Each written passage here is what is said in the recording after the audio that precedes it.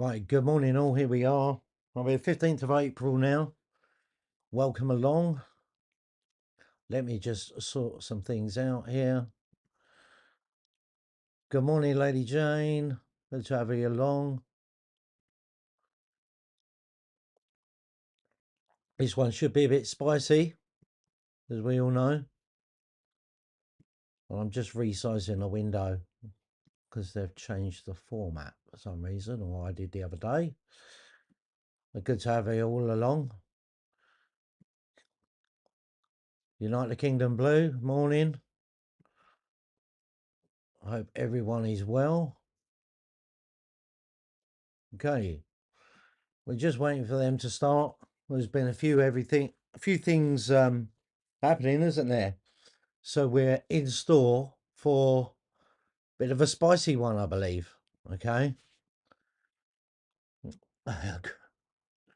Chrissy.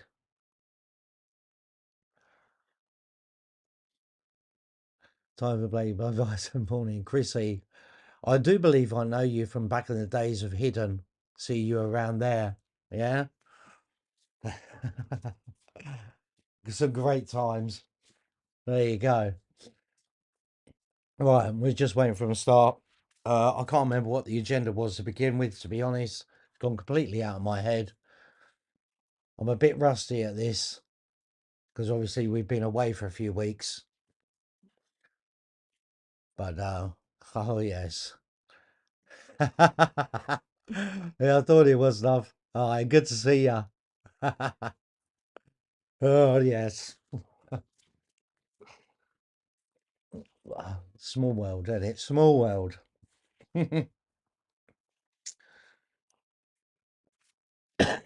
Oh, oh, dear.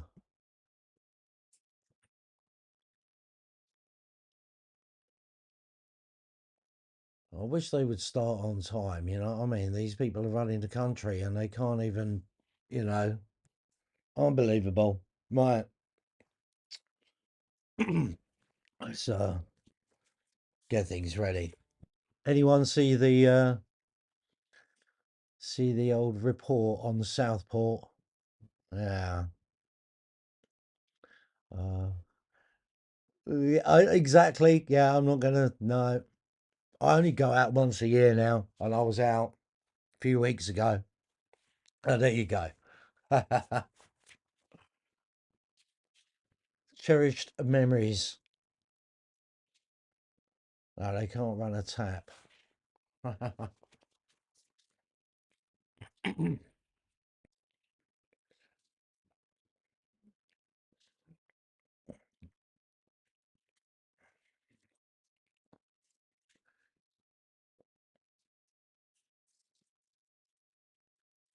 Well, I take it there's no complaints on the sound or the logo so far. So I take it everyone can see that, all right? So let's go over any problems. Give me a shout in the chat, all right?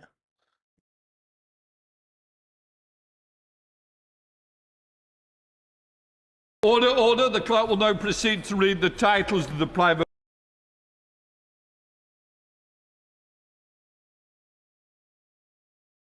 time. As many of that opinion say aye. Aye. The contrary, no. I think the ayes have it. The ayes have it. The question is that the bill now be considered as many of Royal Albert Hall. Royal Albert Hall Bill, Lords, report stage. Objection taken. Debate to be resumed what day? Debate to be taken what day? Wednesday, the 22nd of April. Sorry, hang on a minute. We've already got one objection. I object to that. How's that? Sorry. Wednesday, the 22nd of April, Mr. Speaker. Wednesday, the 22nd of April, is resumed. The bill relating to City of London. Objection. Two objections. What reading? Second reading. What day? Permission what day? Wednesday, the 22nd of April, Mr. Speaker. Wednesday, the 22nd of April. Royal Albert Hall Bill. We now come to the motion relating to the Royal Albert Bill. The Chairman of Ways and Means. Move formally. Objection taken. Motion to be taken what day? Wednesday, the 22nd of April, Mr. Speaker. Wednesday, the 22nd of April. Thank you. Thanks, everybody. Right. Order. Before we begin today's proceedings, I would like to remind members of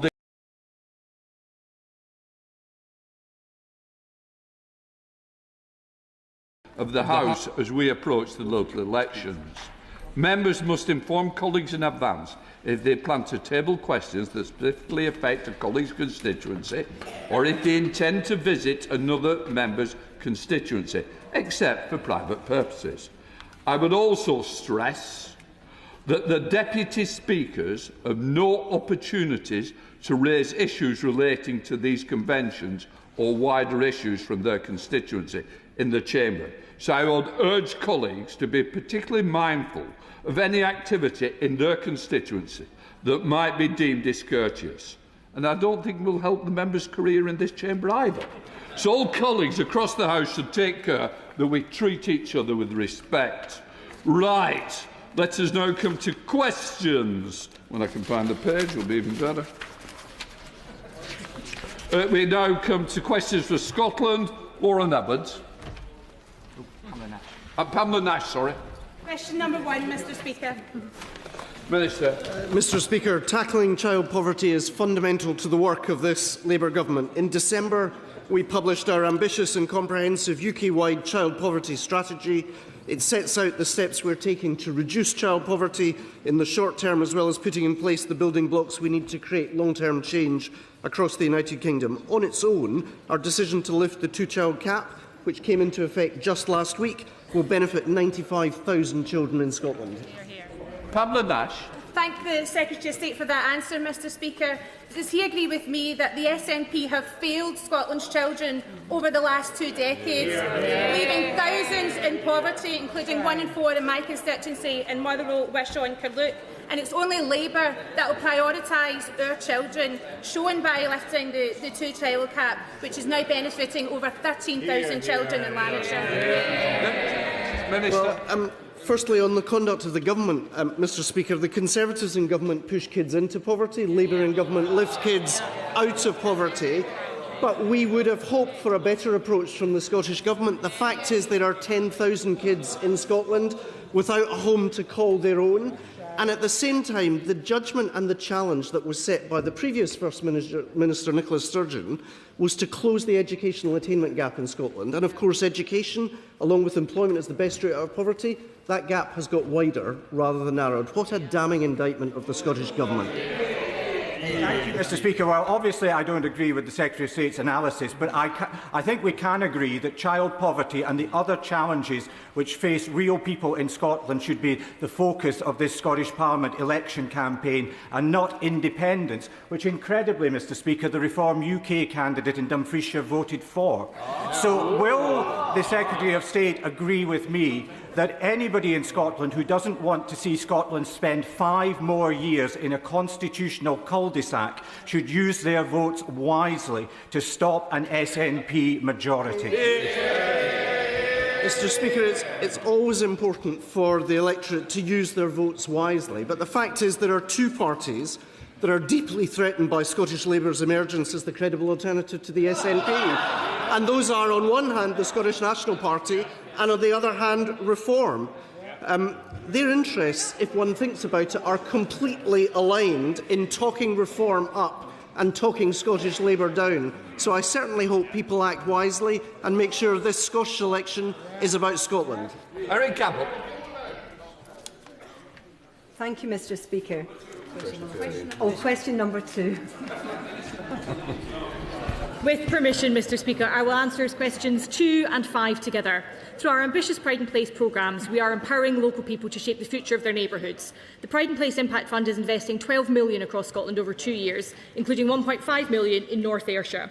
And we will invest up to £480 million in 24 Scottish communities over the next decade, including £20 million each for the Irvine and Three Town neighbourhoods in North Ayrshire and the Fauldhouse, Whithurn and Blackburn neighbourhood in West Lothian. This locally led funding can be used to directly support regeneration, high streets and heritage. And best of all, decisions will be made by local people, those who know and love the places the best.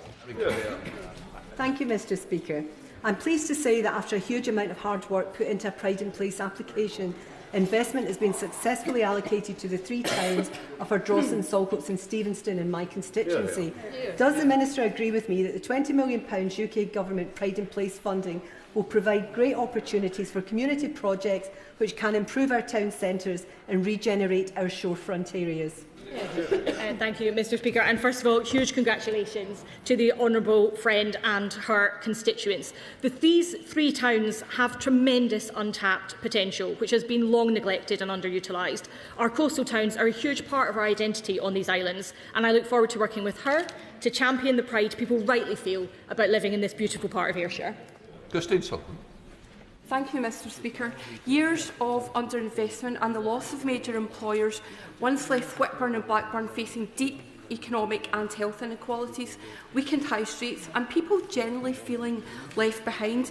Yet the strength of local organisations and businesses shows great ambition for renewal, with £20 million of Pride in Place funding from this Labour Government.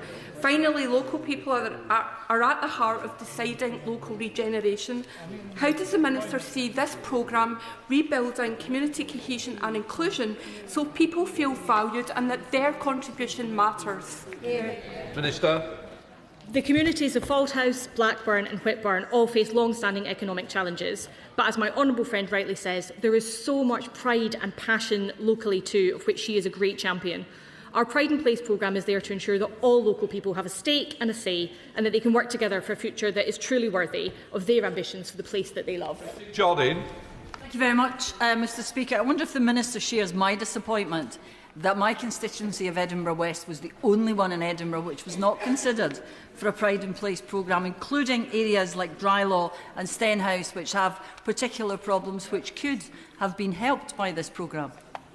Minister.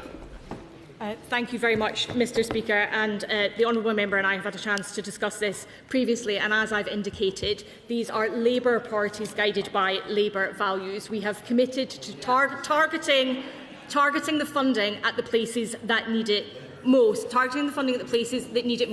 on a double deprivation index in which I'm afraid her constituency simply didn't qualify. Alex Easton. Thank you, Mr Speaker.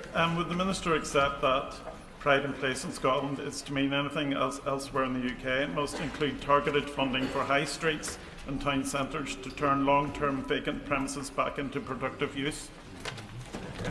Minister. Mr Speaker, this is precisely one of the focuses of the Pride in Place programme. Our high streets have been neglected for far too long and they're the real heart of community pride, and I'm delighted that so many of the Pride in Place bids that have already come forward are focused on exactly that. Wendy Chamberlain. Mr Speaker. Secretary of State. Mr Speaker, the UK Government stands ready to provide the support that is needed for families in response to recent events in the Middle East. The Prime Minister has set out our plan to deal with the immediate impact of the conflict on the cost of living, which includes cutting energy bills by an average of £117 per household, extending the cut in fuel duty until September while closely monitoring prices at the pump, providing £4.6 million for low-income families in Scotland who heat their homes with oil to tackle surging prices, and of course continuing to push for de-escalation in the conflict itself. Wendy Chamberlain. Thank you, Mr Speaker. Now, I welcome what the Minister has said, but the challenge is that the Government has yet to correct the challenges from the Eco4 scheme, which in North East Fife has simply blighted houses with not only lack of installation, but poor installation of inappropriate heat pumps, etc. Can the Secretary of State advise me when the Government is going to start inspecting these properties and consider a compensation scheme for constituents such as mine? Secretary of State. Can I thank the Honourable Lady for her question? I see one of our designated ministers is here on the front bench with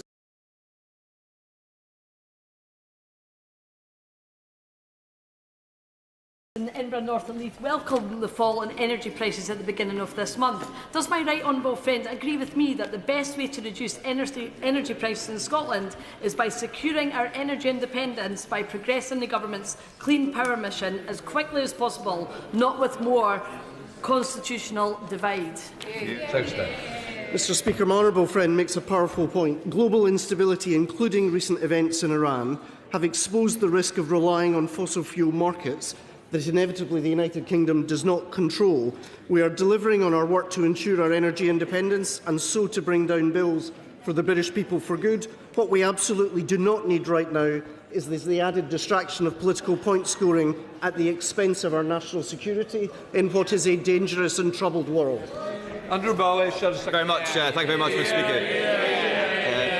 On this side of the House, Mr. Speaker, we are very clear. We need to get Britain drilling and unlock the potential of our North Sea, cutting bills, saving Scottish jobs and making us more energy secure. Now, Mr. Speaker, apparently the Scottish Secretary is running the election campaign for the leader of the Scottish Labour Party. So presumably he agrees with him when he said that the balanced approach we need to take is to support our oil and gas sector, which also presumably means he disagrees with the Secretary of State for Energy and the Prime Minister. So tell me, Secretary of State, who is right, the Prime Minister or the leader of the Scottish Labour Party? Because it can't be both. Secretary of State. Mr. Speaker, the difficulty with the point that the Scottish Conservatives are making is that they are in denial of their record. We lost 70,000 jobs in the North Sea when he was in office. The fact is the challenge for the North Sea did not emerge in July 2024, but in fact reflected the complete absence of a plan by the previous government. The reality is oil and gas will be a central part of our energy mix for many years to come, and this is a government that recognises and understands that. Stephen Giffins. Mr. Speaker, the Secretary of State will be aware that Scotland is energy rich, an exporter of electricity and energy, hydrocarbons and renewables. So why are so many Scots struggling to pay amongst the highest bills in Europe? Mr. Speaker, the economic illiteracy is not limited to the benches of the House of Commons, but extends to the First Minister. Let's take the example of Berwick Bank, the largest offshore wind farm in Europe, paid for in no small measure due to the actions of a UK government. The fact is, when the First Minister and the honourable gentleman make their claims that somehow the affordability of renewables is determined by the Scottish taxpayer, they ignore the contribution being paid by UK bill payers. The reality is the level of investment we've seen in renewables in Scotland is a direct consequence of being part of the UK energy market. Stephen Giffins. Speaker, and right there, we're seeing the alignment of Labour and Reform. That's right. Absolutely. Because it's Labour's Brexit isolationism that's taken us away from Europe, away from our key markets. So why is it that independent Ireland, European Ireland, has announced $700 million in support package, yet a Scotland that has given $350 billion to the Treasury, yet in heating oil support got £35 per household? So what is it? As the fuel crisis spirals, we see little or no action from the Labour government. Will they turn their back on this alignment and towards the taxpayer? Mr. Speaker, there they go again, talking up reform. When will the SNP learn that you can be anti-nationalist and not anti-Scottish? The reality is that this was the party that promised a publicly owned energy company almost a decade ago. Maybe when he next gets on his feet, he can tell us, where did that energy company ever go? Clive Jones. Thank you very much, Mr. Speaker. Cancer Research UK's... Oh, sorry, number 4. Thank you, Mr. Speaker. Tragically, cancer remains one of the leading causes of death in Scotland, and I want Scots to benefit from the very best research. The National Institute for Health and Care Research works in partnership with the Scottish Government to support and enhance health and social care research across the UK, despite healthcare being devolved. Researchers in Scotland can now apply for funding, which has, for example, allowed the truly outstanding researchers at the University of Dundee to identify a newer, simpler type of mammogram that can reliably show how breast cancer responds to chemotherapy before surgery.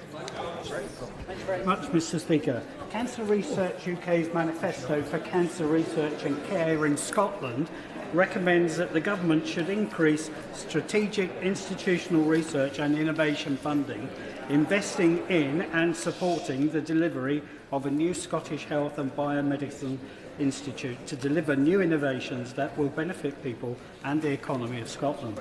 What is the Minister doing to support Cancer Research's manifesto? Thank you very much, Mr. Speaker. First of all, can I commend the honourable member for his ongoing and dogged advocacy on this cause. As you all know, the UK Government is committed to ensuring that there is a partnership approach between the health services of both Scotland and the rest of the UK. And of course, we are focused on making sure that higher education and other forms of innovation are part of our work on cancer. Good step back. Thanks, Mr. Speaker. With permission, Mr Speaker, I'll answer questions 6 and 9 together. The UK Government's industrial strategy set out how we will grow our economy by doubling down on our national strengths, despite the global uncertainty we're living through. This includes investing in Scotland's huge contribution to the UK economy. Our free trade agreements with India and the EU will have huge benefits for Scottish businesses. And of course, Scotland will benefit hugely from the defence dividend created by our increased investment in our national security. This is a government backing growth and jobs in Scotland. Economy, taxpayer money must be used far more strategically. The SNP's ScotZeb3 granted the majority of taxpayer-funded subsidy to Chinese bus manufacturers, again directly contributing 6 days later to 115 jobs being put at risk in Falkirk. When demand for ZEBs is rising but domestic market share is reducing and Scottish manufacturing jobs are being lost, with the assistance of taxpayer money, something must change. What discussions has the Secretary of State had with Cabinet colleagues to ensure that future taxpayer-funded orders are met by manufacturing workers in Scotland and across the UK? Mr Speaker, this is of course an incredibly difficult time for the Alexander Dennis workers and their families, many of whom face an uncertain future through no fault of their own. But this is, alas, yet another example of failure on the part of the Scottish Government. They sent the majority of a £45 million funding pot for zero-emission buses to China, blocking comparative bids to build and invest in Falkirk. Labour mayors have shown what is possible across the rest of the UK, stepping forward with bus orders and backing British manufacturing when it mattered. Not so much an example of being stronger for Scotland, but being stronger for China. Thank you, Mr Speaker. Good transport is essential for economic growth, be it ferries for our wonderful islands or rail links for the west coast of Scotland to our airport.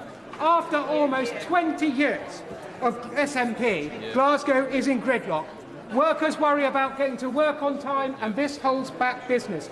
Would my right honourable friend agree with me that Glasgow needs change and only Anna Sarwar can get Glasgow moving? Unsurprisingly, I find myself wholeheartedly in agreement with my honourable friend. Glasgow is, of course, the city of my birth and has been badly neglected on any objective measure by the Scottish Government in recent years. Scottish local authorities have been starved of cash over decades by this SNP-led Scottish Government. They've hoarded powers and resources in Edinburgh at the centre to the detriment of Scotland's local authorities and cities. People make Glasgow, and its people deserve a whole lot better. Thank you, Mr Speaker. A strong job and business market is key for economic growth, but Labour's huge rise in national insurance is a direct jobs tax, and the SNP's huge increase in business rates is a direct tax on our businesses. The Scottish Conservatives have a plan to revitalise our high streets, to support jobs and to get businesses investing. Does the Secretary of State agree that his government's decision since coming to power has cost jobs, businesses and investment in Scotland? Mr Speaker, before we get to the Conservatives' plan, maybe we could start with the Conservatives' apology. What about the £22 billion black hole left in the public finances by the Conservatives? We're still waiting for the apology. Thank you, Mr Speaker. In a Westminster Hall debate this morning on heating oil support, the honourable member for Nahealand and Shear suggested that the Scottish Government should be supporting businesses with energy costs. I agree with him that powers for energy should be totally devolved to the Scottish Government. Does he agree with that? Mr Speaker, if the SNP want any guidance on how to deal with energy costs, they could look at the £100 million emergency package announced by Scottish Labour only a few days ago. But I have to express concern. If they are serious about energy, maybe they could tell us what happened to the publicly owned energy company promised so long ago by Nicola Sturgeon, because the Scottish public are still waiting. Thank you very much, Mr Speaker. Mr Speaker, in a long litany of failure, surely the most egregious of all that the Scottish National Party has inflicted on Scotland has been the lack of any discernible growth whatsoever. Indeed, had Scotland's economy grown at the same rate as the rest of the UK's from 2010, Scotland could be up to £10 billion a year richer. At the same time, its benefits bill is set to soar to £9 billion by 2030. Does the Secretary of State agree with me that Scotland needs change? I certainly agree that Scotland needs change. Whether it's the industrial level waste of the Scottish Government in relation to money, £500 million on ferries. The First Minister went to Stornoway last week This week, the boat that he travelled on broke down. A third of the CalMac fleet out of commission over Easter. So whether it is their waste of resources, whether it's their failure on public services or their abject failure in economic growth, Scotland needs and deserves change. Speaker, I couldn't agree more, but change won't come from a weak and feeble Labour Party that over the last 5 years has nodded through and supported every single one of the SNP's madcap schemes, including, though they won't admit it now, the dangerous gender recognition reform stopped by us. The SNP has failed Scotland, but Scotland now has the worst of both worlds. Two economically illiterate socialist governments engage in a staggeringly depressing game of top trumps in a desperate race to the bottom. National insurance, family farm tax, the North Sea, business rates, Labour and the SNP strangling economic growth in Mr.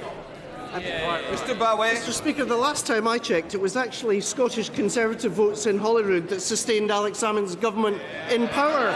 So we're not going to take any lectures from that party about somehow being the SNP's little helpers. The reality is Reform are the SNP's little helpers in this election, and after the comments last night, it's pretty clear the SNP are Reform's little helpers too. Liberal Democrat spokesperson Susan Murray.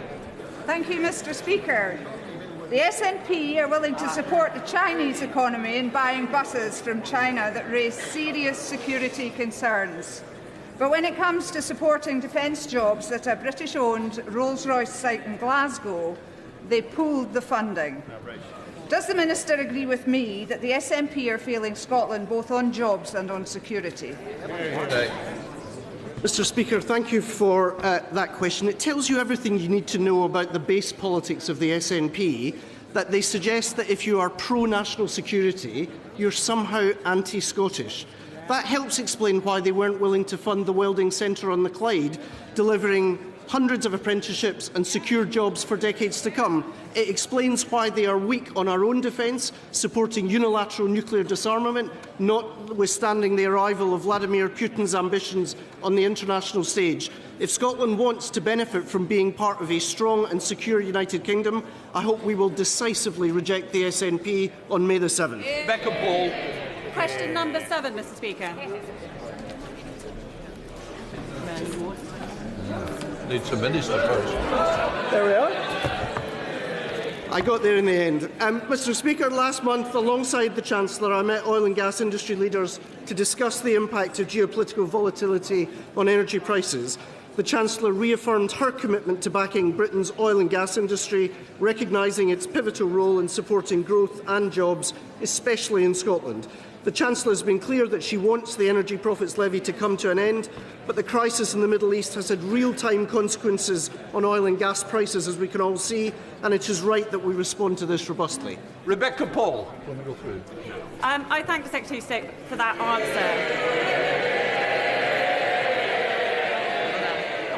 And I welcome the warm welcome. Lovely. The oil and gas sector is a vital industry, not just in Scotland, but for the whole of the UK. Does the Secretary of State share the disappointment of this side of the House that the Chancellor deterred a reported £17.5 billion of private investment into the oil and gas sector by choosing to retain the Energy Profits Levy last month? Money that would have supported thousands of Scottish jobs, delivering growth and energy security for the UK. Mr. Speaker, I'd respectfully point out it was actually the Conservative government who introduced EPL. Why did they introduce EPL? To deal with excess profits generated by a geopolitical crisis. What we are living through at the moment in the conflict in the Middle East makes the case for dealing with excess profits from some of the largest energy companies in the world. Melanie Ward.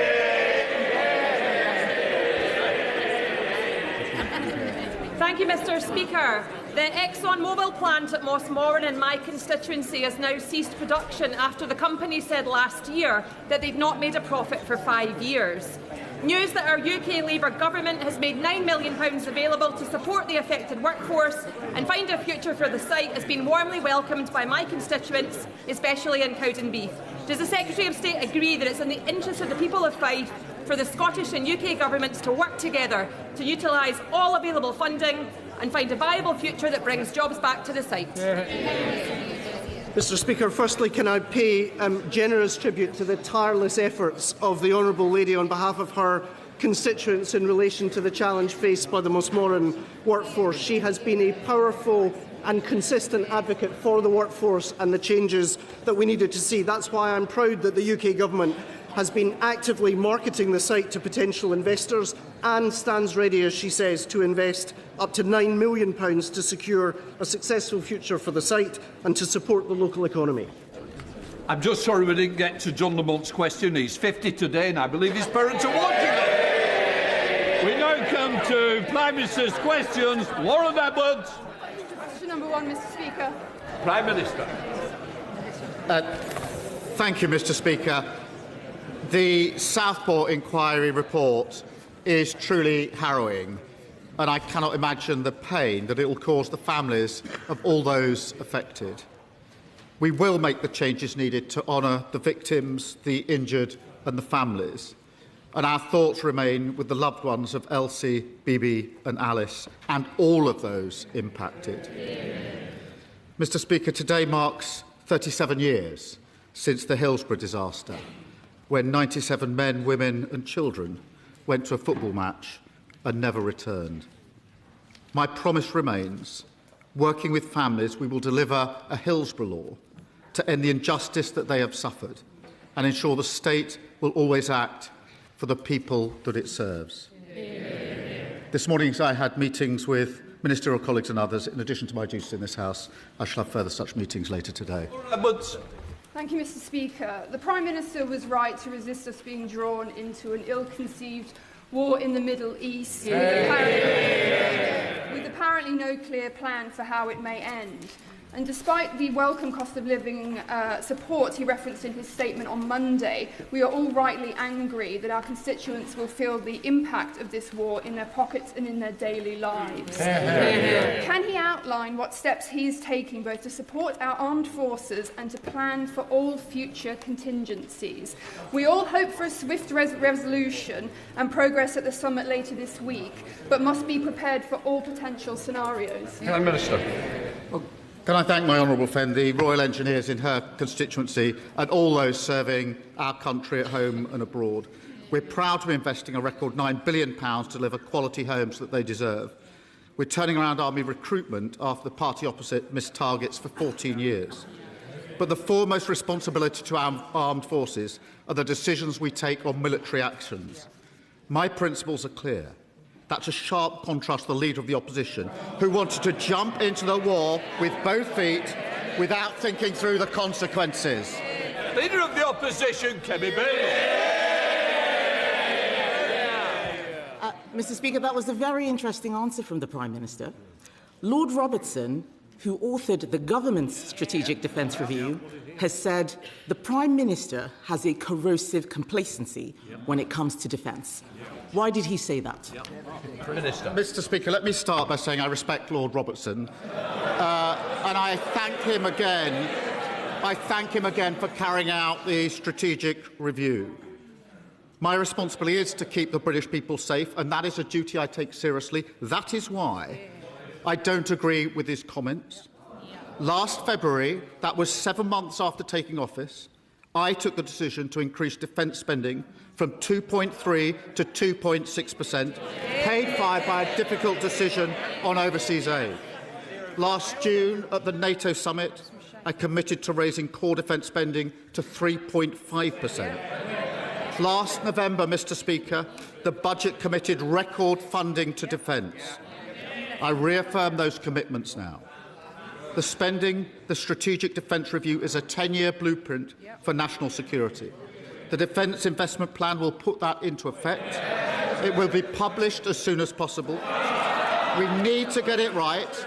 We inherited plans that were uncosted and undeliverable, and we're not going to repeat those mistakes. Mr. Speaker, he says he doesn't agree with Lord Robertson. Lord Robertson is a former Labour Defence Secretary, a former NATO Secretary-General. He also said, and I quote, "We are underprepared, we are underinsured, we are under attack." He said... Order. Sorry? I don't think it looks good, shouting somebody down at the dispatch box. Come back. Mr. Speaker, Lord Robertson's criticisms were of the Prime Minister, and he said Britain's national security is in peril. Our armed forces are at the end of their tether, waiting for this government to fund the Strategic Defence Review. There are still 2 weeks of the parliamentary session left, so why won't the Prime Minister publish the Defence Investment Plan before then? Prime Minister. Mr. Speaker, I remind the House that we put in place the biggest sustained increase in defence spending since the Cold War. Mr. Speaker, let me spell that out. That means we're spending £270 billion over this Parliament. That's £5 billion more this year, with defence funding increasing every year. These are record amounts, Mr. Speaker, decisions of a Labour Prime Minister, a Labour Chancellor and a Labour government. And what a contrast. When they came into office, defence spending was 2.5%.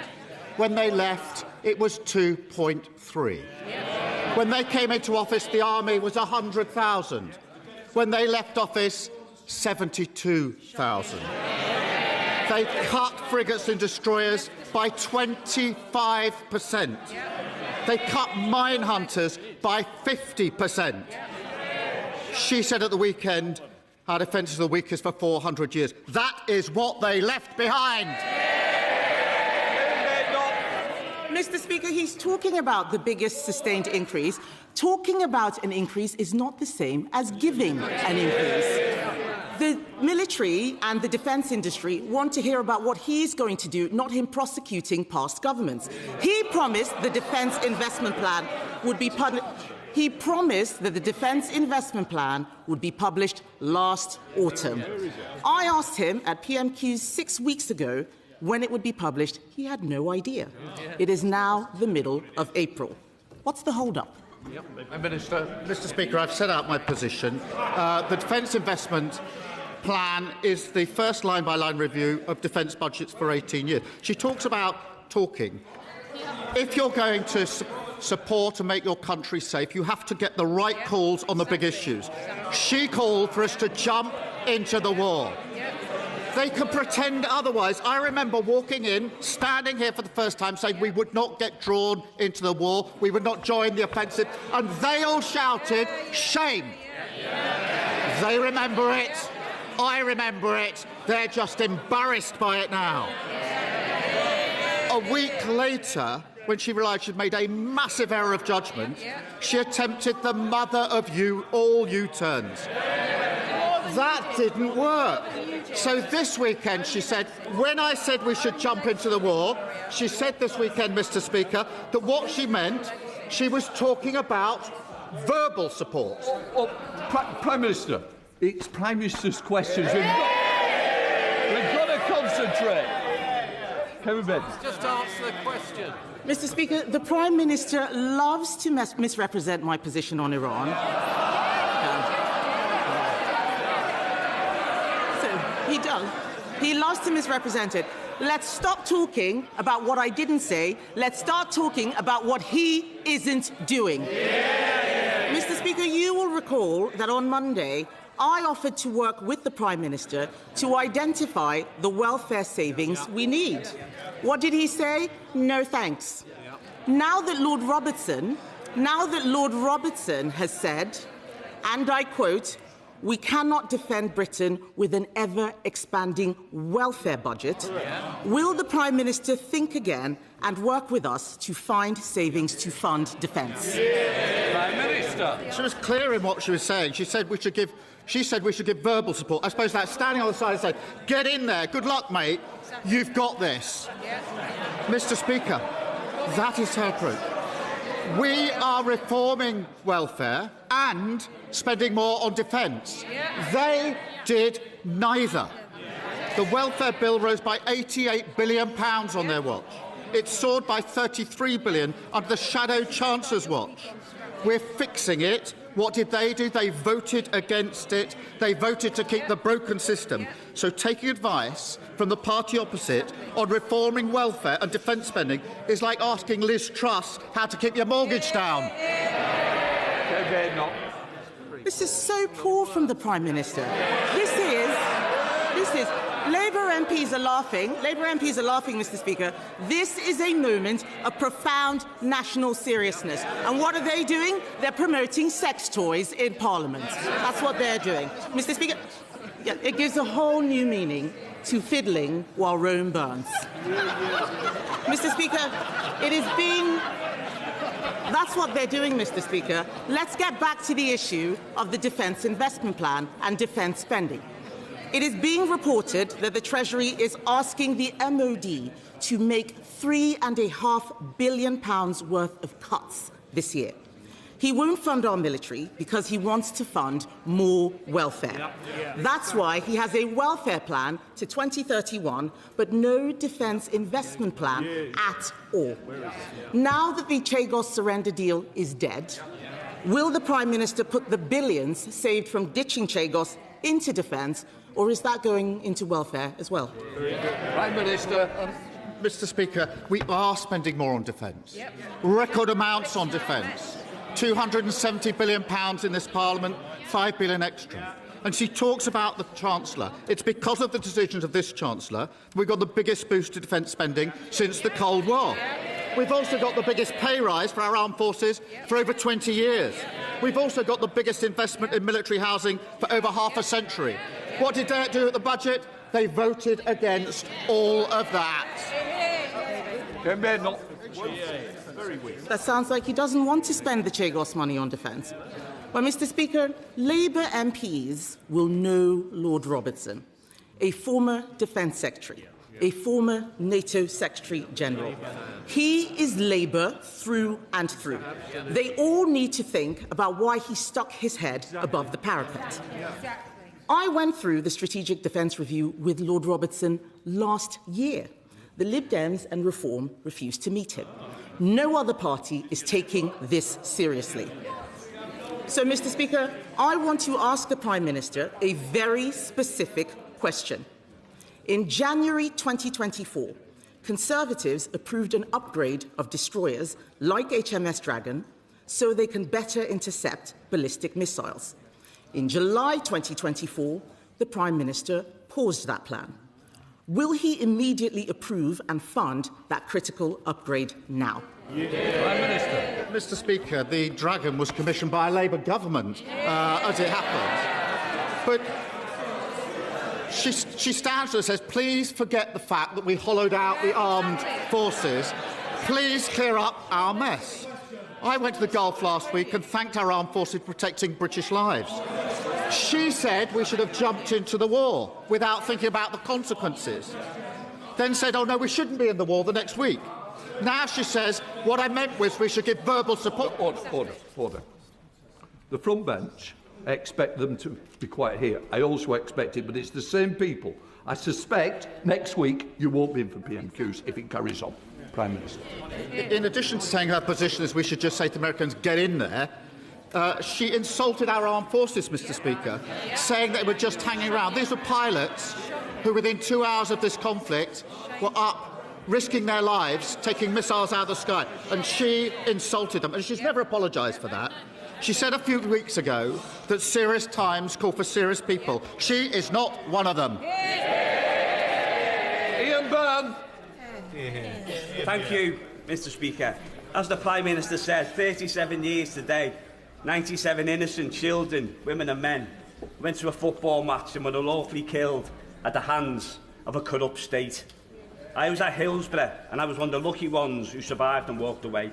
As parliamentary lead to the Hillsborough law, I stand here with a huge sense of obligation to the 97, all the families, including my constituent Debbie Matthews, every survivor and every victim of a state cover-up, who were all part of this collective campaign.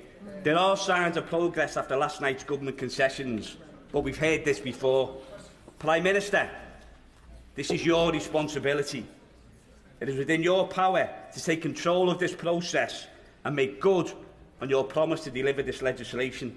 So will you commit today to ruling out any carve-out for security services and finally delivering a full Hillsborough law worthy of the name, or will they be failed by the state once again? Prime Minister. Well, I know, as my honourable friend has just said, that he himself was at Hillsborough. And can I thank him for his decades of campaigning for justice. I am personally committed to working with the families to get this bill right. It is integral that their views are heard. We're discussing this precise issue with the families, and we'll make sure that he is fully updated. I reaffirm my commitment to delivering the legislation, to ensuring the duty of candour applies to all public servants. Trent David, Leader of the Liberal Democrat. Thank you, Mr. Speaker. Can I echo the words of the Prime Minister about the Southport inquiry and also the 37th anniversary of the Hillsborough tragedy? Our thoughts are with all the families affected and the survivors, and I hope he will deliver on the Hillsborough law. Today, Mr. Speaker, also marks the 3rd anniversary of the start of the devastating civil war in Sudan. I hope he will recommit to real action in the face of the world's greatest humanitarian catastrophe. Mr. Speaker, in a phone call with Sky News last night, President Trump has threatened to rip up his trade deal with the UK as punishment for us not joining his idiotic war in Iran. Mr. Speaker, this must be the last straw. Surely the Prime Minister can't send our King to meet a man who treats our country like a mafia boss running a protection racket. Minister. Can I join him in his comments about Sudan? We often overlook the fact this is the greatest humanitarian crisis facing the world at the moment. My position on the Iran war has been clear from the start. We're not going to get dragged into this war. It is not our war. And a lot of pressure has been applied to me to take a different course, and that pressure included what happened last night. I'm not going to change my mind. I'm not going to yield. It is not in our national interest to join this war, and we will not do so. I know where I stand. Mr. Speaker, in relation to the King's visit, the purpose of the visit is to mark the 250th anniversary of relations and independence, obviously, of the US. The monarchy is an important reminder of the long-standing bonds and enduring relationship between our two countries, which are far greater than anyone who occupies any particular office at any particular time. Sir Ed Davey. Mr. Speaker, President Trump is one of the most unpredictable people we have seen on the world stage, and I hope he does not embarrass our monarch. But moving on, Mr. Speaker, last year the Prime Minister claimed he'd done some special deal, so Brits will be able to sail through e-gates at EU airports. But that's not the experience of families returning from holiday this week.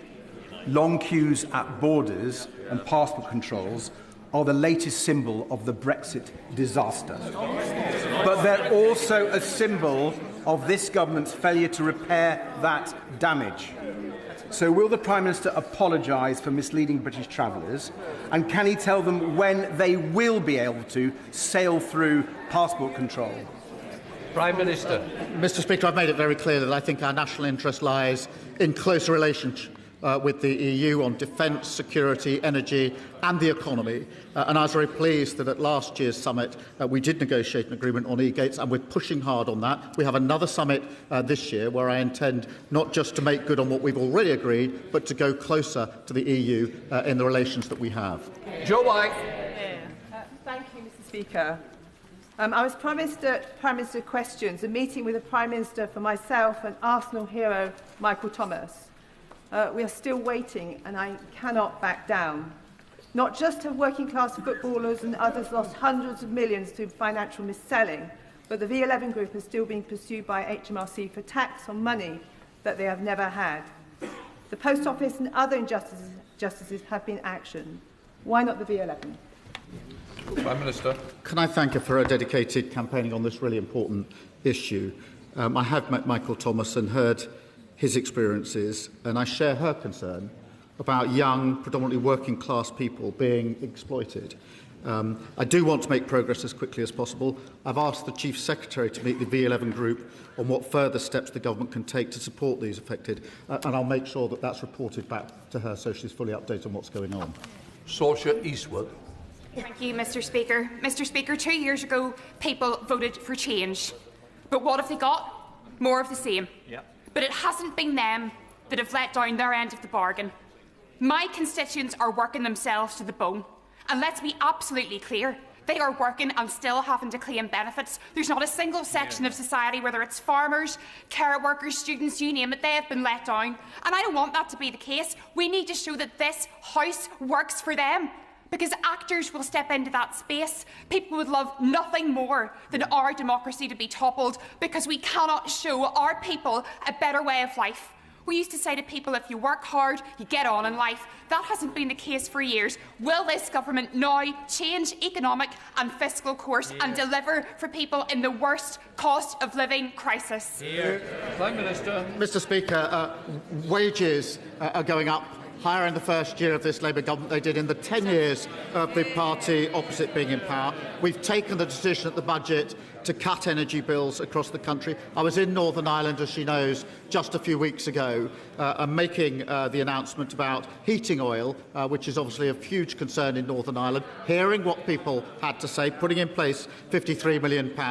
The authorities in Northern Ireland will administer that, but we're looking more widely at what we can do. Jodie Golfley. Thank you, Mr. Speaker. Under this government, George Eliot Hospital in my constituency is thriving, rapidly soaring up league tables, ending corridor care, and now welcoming expansion to our community diagnostic centre with a new breast cancer diagnosis unit. Yet the same staff delivering this life-saving care for Nuneaton are suffering horrific abuse, much of which appears to be racially motivated.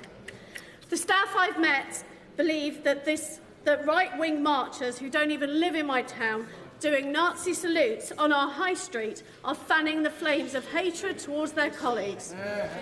Will the Prime Minister join me in condemning acts of violence against the dedicated staff at George Eliot, and join me in celebrating their achievements, possibly with a visit to our CDC to see their excellent work and show their deep gratitude for their service and resilience? Mr. Speaker, let me be clear. Violence against our NHS staff is despicable, and we're introducing a new offence to protect emergency workers from harassment. In terms of the congratulations, can I thank all our hard work of our NHS staff who've delivered 5 million extra appointments in our first year in government. Mr. Speaker, we're going further. This week we've announced 36 new and expanded community diagnostic centres across the country, including expanded services in Nuneaton. That's the difference a Labour government makes. Gregory Campbell. Thank you, Mr. Speaker. Prime Minister, there is severe hardship being experienced by businesses, consumers and families right across the United Kingdom. Not just normal cost of living costs, but fuel costs is exceptionally high and getting higher. There are protests being organised as we speak for next week. Prime Minister, we need action delivered as quickly as possible in order to ensure that these protests don't escalate out of control and people see that politics matters, governments listen and take action rather than just offer words. Can I thank him for his question? I know that his constituents and all of those in Northern Ireland are concerned about the impact that the war in Iran is having on them. I was in Northern Ireland just a few weeks ago where I spoke directly to party leaders and we announced what we're doing in that regard on heating oil. Obviously, fuel duty is frozen until September. Energy bills have been reduced. And we've also made it clear that we wouldn't tolerate profiteering or unfair practices, which was a particular concern raised with me when I was over in Northern Ireland. The most important thing we can do is to de-escalate the conflict and get the Straits of Hormuz open, and that's why I'm co-hosting the summit on Friday in order to make progress on both those fronts. Patrick Hurley. Thank you, Mr. Speaker. I'd like to thank the Prime Minister firstly for his words earlier in relation to the horrific attack in my constituency and also for the work that the government is now doing as a result. The families affected do not want their lives to be defined by the attack, and we must not allow my great town to be defined by it either. That's why I'm asking for the Prime Minister's help to ensure that my town's best days lie ahead of it. My council is helping to bring the empty town centre properties back into residential use. It's a much-needed corrective after years of decline and neglect from the previous government. But more needs to be done. So does the Prime Minister agree with me that our town centres need place-based funding And will he back me in my bid for Southport to be included in the next round of Pride in Place support? Prime Minister. Can I just say, having sat with him and the families of those impacted in Southport, in his constituency, a number of times, can I just thank him for everything that he did and is continuing to do in response to that awful attack?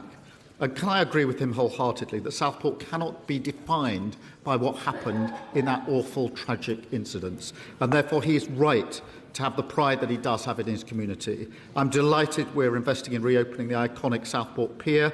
We're investing, Mr Speaker, £5.8 billion through our Pride in Place Fund to cut power and resources and put them into the hands of nearly 300 communities. And only a Labour government will deliver this kind of change. Ms Cocking. Thank you. Thank you, Mr Speaker. Welfare spending is set to rise by another £70 billion by 2030. And the last time I asked the Prime Minister about this, he said he was mending the system. Well, since then, Mr Speaker, this disastrous Labour government have raised taxes on working people to give even more to those who don't. The people I speak to across Broxbourne think that this Labour government are taking them for mugs. So what does the Prime Minister say to working people across this United Kingdom who are being asked to pay more and are getting less? I'll tell them they were let down very badly by the last government for 14 years, and we're clearing up the mess. Julie Binns. Mr Speaker, in the last week alone, 2 Scottish pensioners have been hospitalised following a collision with an illegal e-bike, and a 10-year-old boy in Grimsby was injured by another. The new Product and Regulation and Metrology Act gives government the power to define these bikes as unsafe and ban them from sale. Will the Prime Minister reassure my Carlisle constituents that the government will use these new powers to rid our streets of the menace of illegal e-bikes? My honourable friend is a tenacious campaigner on this issue, and I thank her for that. We launched a major programme of reform of the UK's product safety regulation. This will help tackle unsafe products being sold online, including non-compliant e-bikes and the batteries that power them. Mr Speaker, we're also giving the police new powers to take unsafe e-bikes off the roads and destroy them without issuing a warning beforehand. Thank you, Mr Speaker. Yates Station is at the heart of the town's industrial area and can be a gateway to the eastern end of the Western Innovation Arc. Local rail users tell me they want it improved. Businesses stress its importance for attracting a workforce, and in the wake of local manufacturing job losses, its redevelopment could be a catalyst for wider regeneration. There are already proposals in the town's master plan, so will the Prime Minister back jobs growth by supporting the redevelopment of Yates Station? Prime Minister. I can thank the honourable member. We're providing the West of England Combined Authority with over £750 million to invest in their priorities. That could include improving services and station facilities at Yate, and I know she'll make her voice heard in relation to that. I'm pleased construction is already underway at new stations at Charfield and North Filton. We've upgraded the Filton Bank line as well, enabling more frequent, reliable services in the region. Dr. Peter Prinsley. Thank you, Mr Speaker. Can I first thank the nurses, the doctors, the radiographers and the receptionists who were not on strike when I tripped and broke my wrist last week. Now, after years of neglect, Labour is rebuilding our NHS, including the West Suffolk Hospital at Bury St Edmunds and the new dental school at the UEA. Now, does the Prime Minister share my genuine alarm, as a surgeon who's worked at the front line for more than 40 years, that the vague social insurance proposals of some of our opponents would be the end of our NHS and seriously threaten the health and well-being of millions of our fellow citizens? Prime Minister. Can I wish him a speedy recovery? He obviously speaks with great authority and experience on our NHS, and he's right to point out that waiting lists at the lowest for 3 years, A&E waiting times are the best for 4 years, and ambulance response times are faster for 5 years. That's because of the investment that we put in and they opposed. But I wonder how much my honourable friend would have been charged if he had arrived at a reform hospital under an insurance-based scheme. That would turn the clock back. The NHS is on the road to recovery. Don't risk it with reform. Nicky Slade. Thank you, Mr. Speaker. Will the Prime Minister join me in congratulating Dorset Wildlife Trust and the people of Dorset for their incredible efforts to secure Upton Heath for nature after part of this internationally designated site was put up for sale after decades-old planning consent was being used for mineral extraction? We've worked round the clock to raise hundreds of thousands secured just last night to buy the site, but the value was inflated by this permission from the 1950s, which should never have applied to a site of special scientific interest. Will the Prime Minister demonstrate his government's commitment to nature by committing to legislate to extinguish historic planning consents without compensation on sites that achieve international environmental designation? Minister. Can I thank the honourable member, and relevant ministers are happy to discuss with her the specific site that she mentions at greater depth, and reassure her we're committed to protecting our countryside. Our land use framework balances restoring nature with meeting demands of homes and energy. We've just announced £60 million. That's a record amount to support nature and threatened species. Rachel Hopkins. Thank you, Mr. Speaker. I'm greatly welcome the government's announcement to open up a youth hub in Luton to help bring together jobs, skills and wellbeing support in one place. So does the Prime Minister agree with me that after years of neglect under the previous Conservative government, it's this Labour government that's investing in the future of our young people? Can I start by congratulating Luton Town on winning at Wembley? Coached, of course, by Jack Wilshere, a great ex-Arsenal star. I'm delighted her constituency is benefiting from a new youth hub, one of the 80 additional hubs that we're launching across the country. That stark contrast to what we inherited. Over 1,000 youth centres were closed under the Tories. Spending on youth services was slashed by 73%. Labour's bringing youth clubs back, and we're proud to do so, building a better future for our young people. Thank you, Mr. Speaker. After 25 years on Prince's Risborough High Street, retailer Cado have said they are closing, citing hikes in business rates and the increases on taxation on employing people amongst their reasons. A few yards up on Duke Street, Salon 24 Hair, for the first time in 21 years, cannot afford to take on a new apprentice. How many more businesses need to close, jobs be lost, and apprenticeship opportunities trashed need to happen before this Prime Minister understands that the practical outturn of his policies aren't working? Well, I'm concerned to hear of those examples. We have put in place support for small businesses, and I'll make sure that's available to him to pass on to his constituents. Dave Robertson. Thank you, Mr. Speaker. Tomorrow night I will be hosting a public meeting about the chronically delayed Burntwood Health Centre. For over a decade, well over a decade, people in my town have been let down by the lack of this replacement facility. We thought there might be light at the end of the tunnel when we were promised it by the end of 2025, but the end of last year came and went. No health centre and not even a planning permission. Will the Prime Minister agree with me that the County Council, now led by Reform, have promised a new health centre to the people of Burntwood, and they must make sure that there are no more broken promises to my constituents? Prime Minister. Well, he's a great champion for his constituents, and it's shocking that they've been waiting over a decade for this practice. I agree with him, but sadly, Reform's leadership in Staffordshire is an absolute mess. They've had three leaders in 3 months, one of them forced to step down for appalling racist comments, and they're simply not getting on with the job. He's obviously proud of that. All you can count on for Reform is chaos and division. Final question, David Simmons. Thank you, Mr. Speaker. Last year, my constituents suffered the closure of the urgent care centre at Mount Vernon Hospital.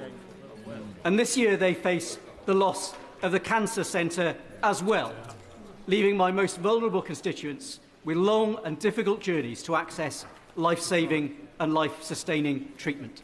So will he encourage his Health Secretary to join in the U-turns and guarantee the future of Mount Vernon Hospital? I don't know the particular details of his hospital, but I will make sure that they're looked into. We have put record investment into the NHS, but now he's raised that, I will make sure we look specifically into the case that he's raised here in this House. Let the front benches change over. We are going to continue with this for a little while. Thank you very much, everyone who's watched. Please hit that like button if you're going to leave us now. And don't forget to subscribe for the same next week. Thank you very much, everyone, for your support. Goes a long way. Catch you all soon. We keep going for a bit. Anyone wants to stay around.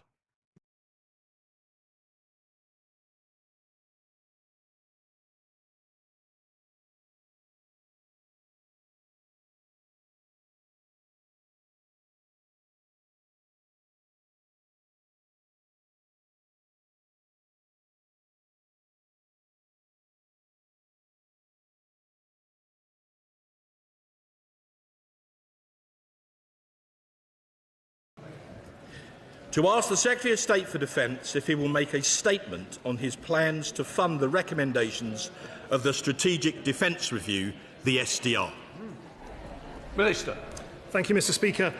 We are in a new era of threat and demands on defence are rising. The Strategic Defence Review sets out a vision to make Britain safer, secure at home and strong abroad. The Government has accepted all 62 recommendations that the review made, and its implementation has been delivered through a whole of UK Government effort. The DIP will deliver on the vision of the Strategic Defence Review and put right a programme that we inherited from the Conservatives that was overcommitted, underfunded and unsuited to the threats we face. It's a 10-year plan and we must get it right. But we're not waiting on the DIP to deliver. We've established the Defence Cyber Electromagnetic Command. We've launched military intelligence services and Defence Counter-Intelligence Unit, announced that the UK will purchase 12 new F-35A jets and launched the UK Defence Innovation to streamline our innovation with a £400 million ring-fence budget. But this Labour government has done more. We've reasserted Britain's place in the world with the rebooted Lancaster House Treaty with France, signed the Lunar House Treaty with Norway and published the Defence Diplomacy Strategy. We've brought back defence exports into the MOD, with 2025 being the highest year of defence exports in 40 years, including landmark deals with Norway and Turkey. We've published the Defence Industrial Strategy with nearly £800 million to make defence an engine for growth in every corner of the United Kingdom, and we've unveiled the groundbreaking Atlantic Bastion programme to make Britain more secure from Russian undersea threats in the North Atlantic.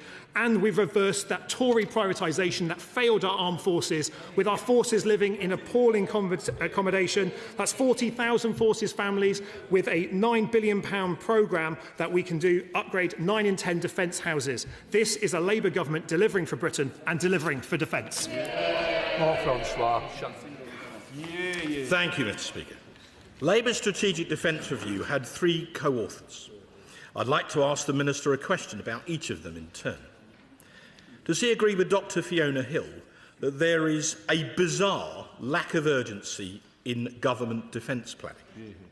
Does he agree with General Sir Richard Barrons, a co-author of the SDR, that there is an enormous gap between where we have to be to keep the country safe and where we actually are?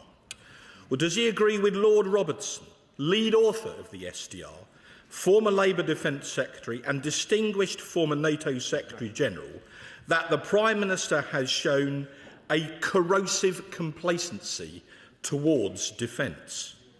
All of these strong words have been spoken in the past 48 hours. This is no coincidence. The authors obviously understand the principles of combined arms manoeuvre. The truth is, Labour's rhetoric on defence simply does not match the financial reality. We know that in the last financial year, the MOD was forced to make £2.6 billion of crippling in-year cuts. It's now been reported that in this financial year, they're being asked to find a further £3.5 billion on top. That would be catastrophic for our armed forces. Can the Minister categorically assure the House there will be no in-year savings exercise this year? Finally, Labour's SDR published last June promised us a comprehensive 10-year defence investment plan, which is still nowhere to be seen. One Labour peer told me prior to Easter that waiting for the DIP was like waiting for Godot, except that Godot finally turned up. So can the Minister now tell the House in what month and what year Labour's much vaunted defence investment plan is actually going to be published? Or is Labour's Chancellor, who is adamantly refusing to sign it, still going to hold our armed forces to ransom? Isn't that why our Prime Minister, who resolutely refuses to overrule her, is all mouth and no trousers on defence? Minister. I see the armchair general is out in full force today. Deary me. Mr. Speaker, let me personally place on record again my thanks to Richard Barrons, George Robertson and Fiona Hill for the superb work they did in authoring the Strategic Defence Review. They know, more than many, the mess that his government left defence, hollowed out and underfunded defences. That's not my words, that's the words of a Tory Defence Secretary from this dispatch box admitting the failures they made with our armed forces. But look, in our first year, Labour has boosted defence spending by over £5 billion. We are now spending more on defence this year than any year under the previous Conservative government. Any year under the previous Conservative government. We will hit 2.6% in 2027, 3% in the next Parliament, and 3.5% in 2035. That's a level not seen under any one of the 14 years that him and his colleagues were in government. But let's compare to the party's record opposite. In their first 5 years of government, they cut defence spending by £12 billion. They did long-term damage to our military. They cut our number of warships by 25%, mine-hunting ships by half. They delayed the renewal of our nuclear deterrent. In the 14 years, they never hit once the 2.5% of GDP that we left them when we were last in power. And they cut troop numbers to the lowest level since Napoleon and drove down military morale with low pay and appalling military housing. We are working flat out to deliver the DIP, and we will publish it when it is ready. But, Mr. Speaker, we are doing something that was never done under the Tories. We are doing a line-by-line review of defence budgets, publishing not just an equipment plan, but on housing, on personnel, on infrastructure, all in one. This is a Labour government that is delivering for defence.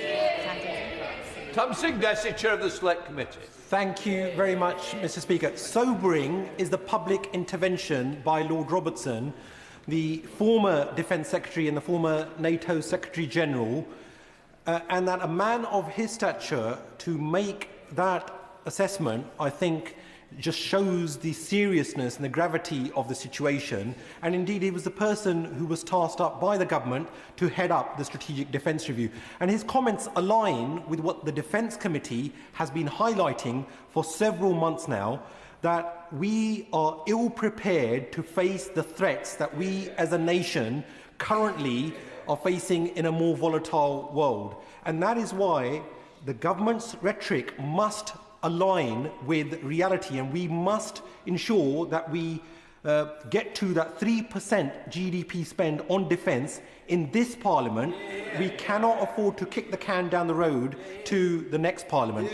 Now, Minister, with regards to what the Prime Minister told me when he appeared in front of the Liaison Committee, he said that the Defence Investment Plan was on his desk and that it would be delivered very soon. Now, any further delay to the DIP would cause further damage to our defence industrial base, not to mention send the wrong signal to our allies and adversaries.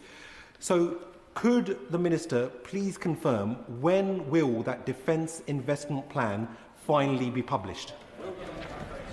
Minister.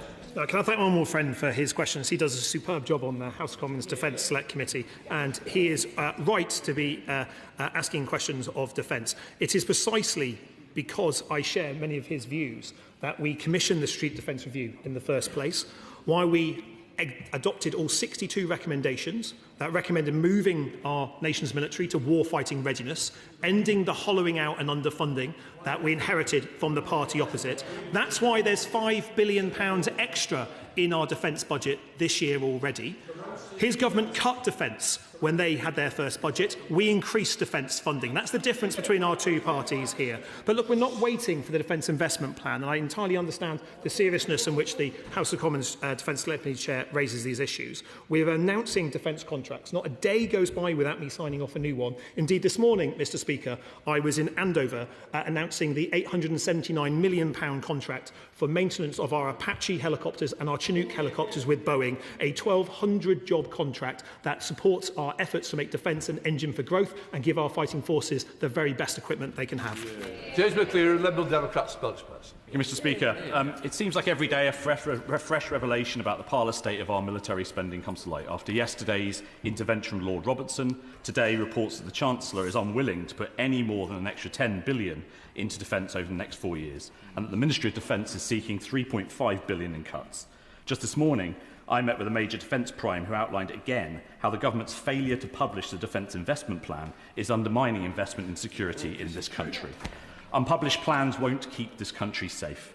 As Trump tears up the global order and Putin continues to brutalise Ukraine, the government can no longer delay. So will the Minister immediately take forward Liberal Democrat plans for a $20 billion defence bonds programme, enabling a rapid cash injection into capital-intensive projects outlined in the SDR? And with even the Conservatives' leader now belatedly backing our call for cross-party talks, will the government finally stop dragging its feet and convene these as a priority to create consensus on how to reach 3% of GDP spending on defence? Well, can I thank him for his questions?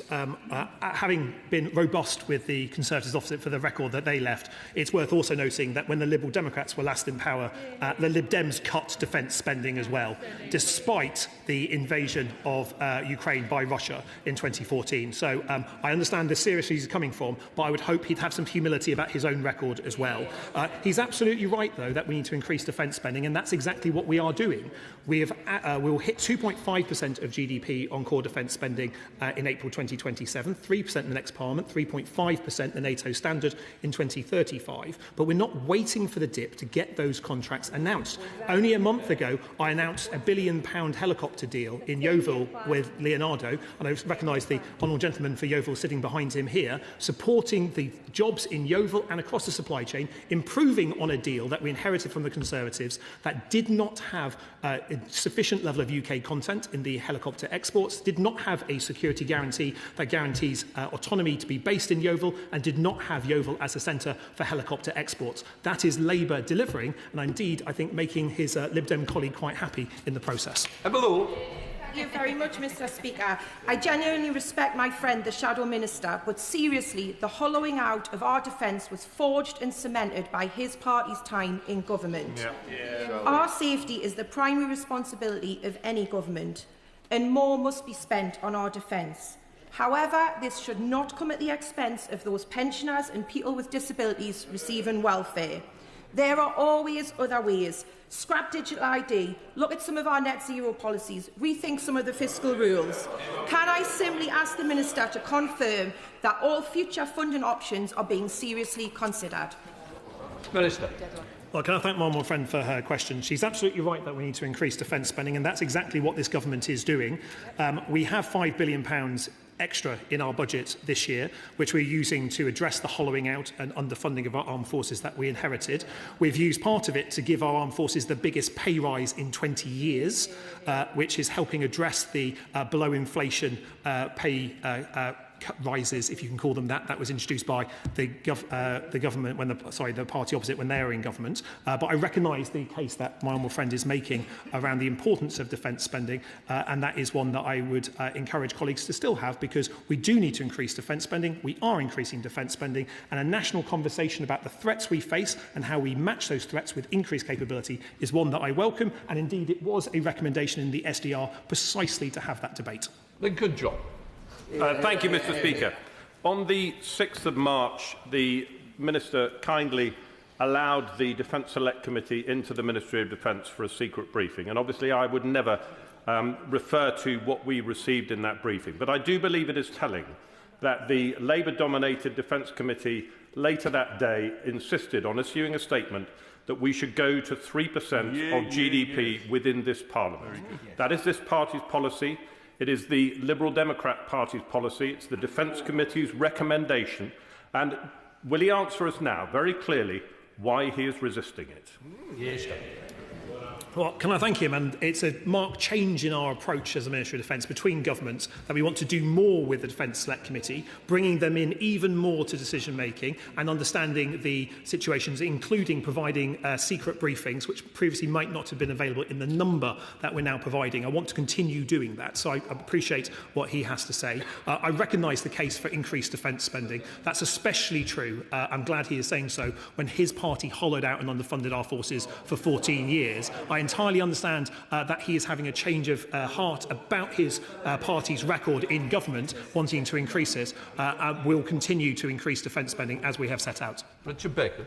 Thank you, Mr. Speaker. Will my honourable friend assure me that this government's increased investment in our armed forces and the Defence Investment Plan will offer huge opportunities for the defence sector in Scotland, not least at the Methil Yard in my constituency, saved from closure by Labour ministers. That will build on the huge success we've already had for the sector in Scotland, not least the £10 billion deal with Norway, securing 2,000 jobs in the long term on the Clyde. Minister. Well, can I thank my more friend for his advocacy for the Methil Yard? He and I meet often to discuss this, and it is good to see the investment that Devantia are putting into it. Not only in Scotland are we building the Type 26 frigates in Glasgow, the Type 31 frigates in Rosyth. I was pleased to be there for the steel cut on HMS Bulldog and the rollout of HMS Active only a few weeks ago. But I know that with the work that we've commissioned with the first Fleet Solid support ship being built by Devantia, I was present to see the steel cut in Appledore in North Devon at the end of last year. That's a bright future ahead for shipbuilding in Scotland, and I'm happy to continue my conversations with him about the Methil. Sir Julian. I have every sympathy with patriotic defence ministers who are being sent out to try to put a brave face on the fact that they are being undermined by their own Chancellor of the Exchequer. Yeah. Isn't it a fact that someone as collegiate, experienced and patriotic as Lord Robertson would never have spoken out in the way that he has done if he did not recognise that the defence team, his party's defence team, are being undermined in this way? And if the threat from Russia is so great that NATO is now moved to 3.5% of GDP as its target, why does the government think that waiting another 9 years to achieve it is an appropriate way to deal with the killer in the Kremlin? Well, can I thank the right honourable gentleman? And he's right. We've agreed the NATO target, and it is a NATO target of 3.5% on core defence, 1.5% on national security by 2035. We've agreed that, an important part of it. He will also know that the Defence Secretary revealed last week about the covert Russian activities. It is precisely because we can see more threats from Russia and other adversaries, not just against our undersea cables, that we're increasing defence spending and we're trying to renew our armed forces, dealing with the hollowing out. I know that as a patriotic backbencher, as he now sits, he and I share many of the same views when it comes to the last government's effects of our armed forces, the hollowing out that we saw under the Conservatives. But I'm very happy to continue my conversation with him about how we can make the case for further defence investment. Foster. Thank you very much, Mr. Speaker. Does the Minister agree that we must understand what he inherited? A procurement system in the MOD in disarray, unfunded defence programmes, an Air Force without enough aircraft or helicopters, a Navy without enough ships, an army with Napoleonic low levels of troops. We're now facing wars in the Middle East and Ukraine. We are working with an exceptionally challenging situation, and we must get this right. Please do not allow the opposition to rewrite history. Thank you. Well, first of all, can I thank my honourable friend for his service to the country, and the fact that he has served gives renewed credence to what he has just said. I certainly find it curious, Mr. Speaker, to see many of the people who delighted in cutting our armed forces over the last 14 years, now looking at saying that they want to increase defence spending without a hint of humility. I would find much more respect for the argument being made opposite if they stood up, first of all, to apologise for their cuts to our armed forces, and secondly, to apologise for their leader who described our brave pilots in the Middle East as just hanging around. I think our forces deserve better than the Conservatives, and they have it with this Labour government. In Rome. Thank you, Mr. Speaker. In the words of Lord Robertson, we are underprepared, underinsured and under attack. We are not safe. Britain's national security and safety is in peril. I've asked over 6 times when the Defence Investment Plan will be published. I now know the answer. The answer is we're working flat out. So could the Minister tell me in a time frame what and how long is working flat out? Can I thank him for, as a Devon neighbour, I know his passion for our armed forces as well, and it's good to see him wearing his Royal College of Defence Studies tie, an institution that I'm proud to be a graduate of as well. He knows that we're working flat out to deliver the Defence Investment Plan, and we'll publish it when it's ready. I would much prefer to get it right than to publish a document that is not right, and that is what we are doing. Manager. Thank you, Mr. Speaker. I remember defence investment under the last government. I was serving when our pay was cut, our defence housing was ruined, and equipment projects were cancelled and underfunded. In fact, it was under their government that our Navy warships were cut by 25%, our amphibious ships were mothballed, and our army fell to the smallest size for 200 years. Can the Minister tell us about the projects that we're doing to increase pay, to improve housing and the effect that is having on recruitment and retention of our armed forces so we can rebuild the numbers that were so hollowed out under the last government? Well, can I also thank my friend for his service to our country as well. And it's interesting he mentioned recruitment, because indeed the Shadow Minister, when he sat on these benches during the last Parliament, was scathing about his own government's record on recruitment, scathing about their performance, scathing about their lack of action against the contractor they brought in. Mr. Speaker, I'm pleased to report that inflow is up under a Labour government, outflow is down under a Labour government. We've replaced the contractor, and we are delivering not only the biggest pay rise for our armed forces for 20 years, a second above inflation pay rise. We've ended the privatisation and the scandal of military homes that we inherited, with 9 in 10 military homes being refitted in the next decade. And we are putting effort into valuing our people by legislating for a new Armed Forces Commissioner, so our forces and their families can raise concerns outside the chain of command with someone independent. This is a government that is delivering for those who serve in uniform. Tom Tugendar. Thank you, Mr. Speaker. May I say it's deeply unedifying to hear both the Minister and others playing political games with the matter of national security. Look, we can all look at the past. I can tell you about the body armour that I had to give over to somebody else for the invasion of Iraq because we didn't have enough in 2003. I can point to the underfunding of helicopters that meant that friends of mine were killed on operations in Afghanistan because they were underfunded under governments before his, but yes, wearing the same colour tie. We can all point to the past. The question for him is not what happened in the past, but what are you going to do about it in the future? The Defence Investment Plan, the Minister says, is not urgently needed because he's spending anyway. Well, why is he wasting his time in producing the damn thing?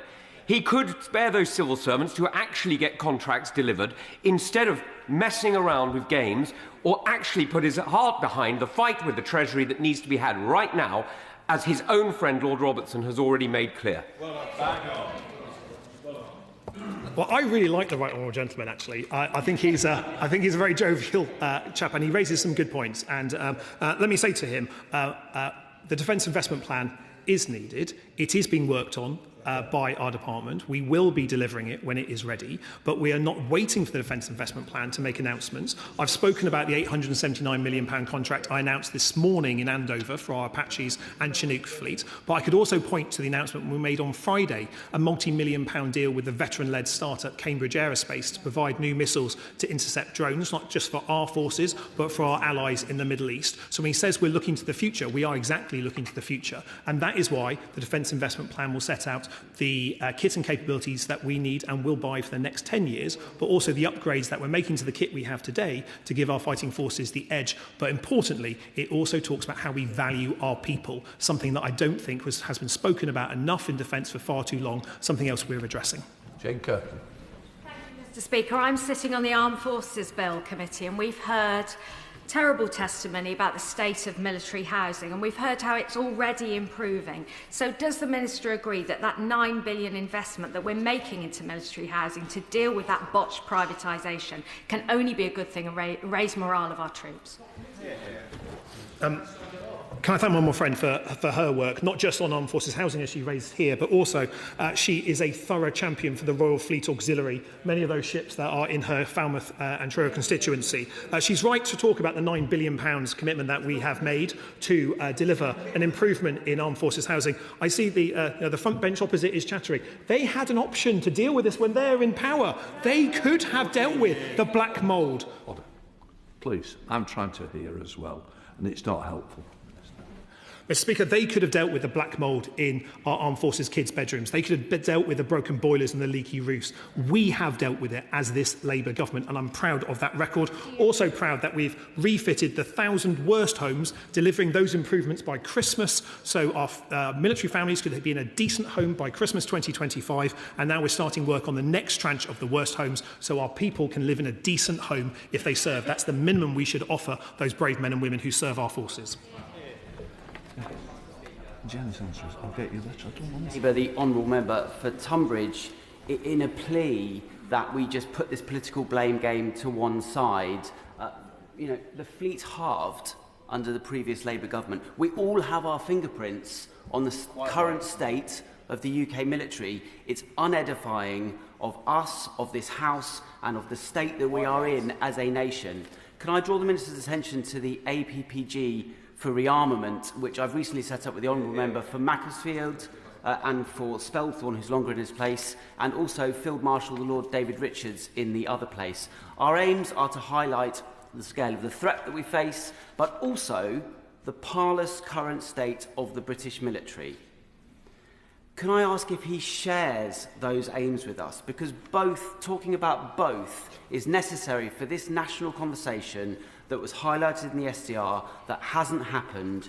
Will he join us in talking about the threat, but also an honest depiction of the state of the UK military so that our public is informed and they can tell us what they would like us to do? Thank him for his questions. I follow him on Twitter, so I'm very much keen to see the end of the political blame game of his tweets, and I look forward to seeing what he tweets next. That might be the embodiment of that spirit that we've just heard here. But he's right to talk about, especially munitions and the stockpiles that we inherited, far too low for the threat that we're facing. That's the reason why we have already made announcements about increasing the amount of munitions that we're buying for our armed forces. And he's also right to talk about the threat. The Defence Secretary from this dispatch box has spoken about the increasing threat that Russia in particular poses to the United Kingdom and our allies. We'll continue to do that.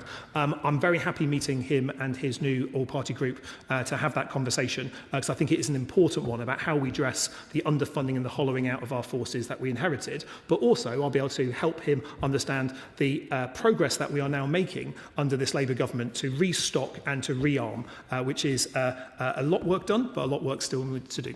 Lawrence Tuck. Mr. Speaker, will the Minister look at the sorry tale of Glenark Castle mess in Longbridge, Birmingham? This is armed forces accommodation, not from decades ago, but opened just in 2017 at a cost to the taxpayer of £36 million. It was built with 95% flammable external cladding, and now the fire defects within the accommodation have been judged to be so severe that the facility is going to be closed for up to a year at further great cost to the taxpayer.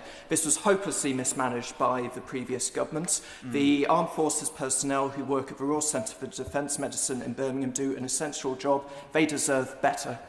I entirely agree with every word that my honourable friend has said there, and I know he's been assiduous in asking detailed parliamentary questions about the refurbishment and the refit of the Longbridge mess. I'm very happy meeting him to hear directly about the concerns of him and his constituents.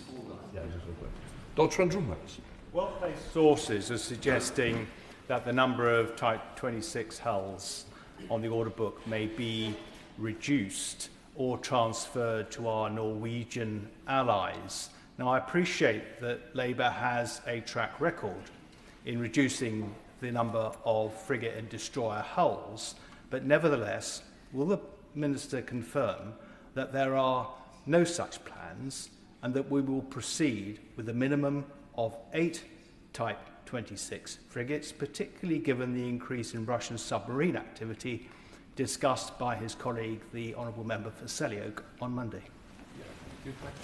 I can indeed, and he will know as a Defence Minister in the last government the state of the forces that he passed over to this government as well. But when it comes to frigates, which, Mr Speaker, I could bore the House on because it is one of my favourite subjects, he will also know that the deal that we've signed with Norway, an incredible deal that sustains Type 26 production on the Clyde for many, many years to come, sees not only the 8 British Royal Navy Type 26s, but the 5 Norwegian ones. We're working with Norway on build slots currently, but that will create a combined force, a truly interoperable, interchangeable force. Indeed, the only things different between a Royal Navy and a Norwegian Type 26 will be the language on the signs. That is interchangeability. That is at the heart of the new defence agreement that we've signed with Norway, and part of an agreement about how we can work more closely with our JEF allies in Northern Europe, which I hope can be expanded to other nations as well as we look to sell the Type 31 frigates to more of our partners. Tim Rocker. Thank you, Mr Speaker. The Minister will have recognised the strength of feeling on all sides of the House to see the Defence Investment Plan published as soon as possible, and I hope Treasury Ministers share that understanding as well. I do think history is important, actually. When Russia annexed the Crimea, we saw no meaningful increase in defence spending. When Russia violated Minsk I, we saw no increase. When they violated Minsk II, we saw no increase. And when they launched a full-scale invasion of a sovereign European country, we saw no meaningful increase as well. So does the Minister agree with me that the debate about defence needs to be one that is constructive, hopefully cross-party, and that the country expects us to fund defence properly and urgently? Can I thank him for the way that he asked his questions? And I noticed that the Shadow Minister was agreeing with every word that I think he said in relation to the cuts, also the lack of increase in defence spending. But can I recommend to him and to all colleagues in the House and Nessa the Right Honourable Gentleman's reports when he was in charge of the Defence Select Committee are called Shifting the Goalposts, sets out the amount of GDP spend on defence going back a number of governments. It shows that the last Labour government left defence spending at 2.5% of GDP in 2010, a figure sadly never matched in the 14 years. We are getting back to 2.5% of GDP. April 2027 is when we will hit that, and we'll set out how we're spending that in the Defence Investment Plan. That will be published shortly. Thank you, Mr Speaker. Successive UK governments have spent years cutting defence spending, reducing the size of our armed forces to record lows, dismantling our navy, slashing Scottish regiments and hauling out investment in essential equipment and training. There is a continued refusal to join SAFE, even when Canada are joining, delays to the SDR, no certainty as to when the Defence Investment Plan will be released, and no urgency from the Prime Minister to act on the recommendations which make it clear that there is a £28 billion black hole in the existing plan. So what is the plan to deal with the Prime Minister's corrosive complacency, and how are Scottish voters supposed to trust this Labour government when, according to the SDR authors, they are failing so categorically to keep us safe and are threatening the security of Scotland? Well, what I'd say to him is look at our record. A Type 26 deal that sustains shipbuilding on the Clyde, investment in a welding school in Scotland that we had to step in and fund because the SNP government chose not to. It's good that the SNP government has now finally realised that defence of the realm is important, and I would ask him to pass on back to the SNP government that I'm still waiting for a proper reply to the offer to match fund a second Defence Technical Excellence College in Scotland. We want to have 2 in Scotland. We provided the funding for 1. I hope his government will match fund the second. I'm still waiting for a reply on that, and when that goes on, we're moving further and further away of more young Scots able to access the courses from September onwards that, if they agreed to it, they could be doing. Dr. Scott Harper. Thank you, Mr Speaker. I'm proud to be part of a government that is building ships in Scotland, whereas our Scottish Government colleagues are building ferries in Poland, Turkey and now China. Quite incredible. Mr Speaker, you'll be very pleased to hear that I always use security guards at my surgeries.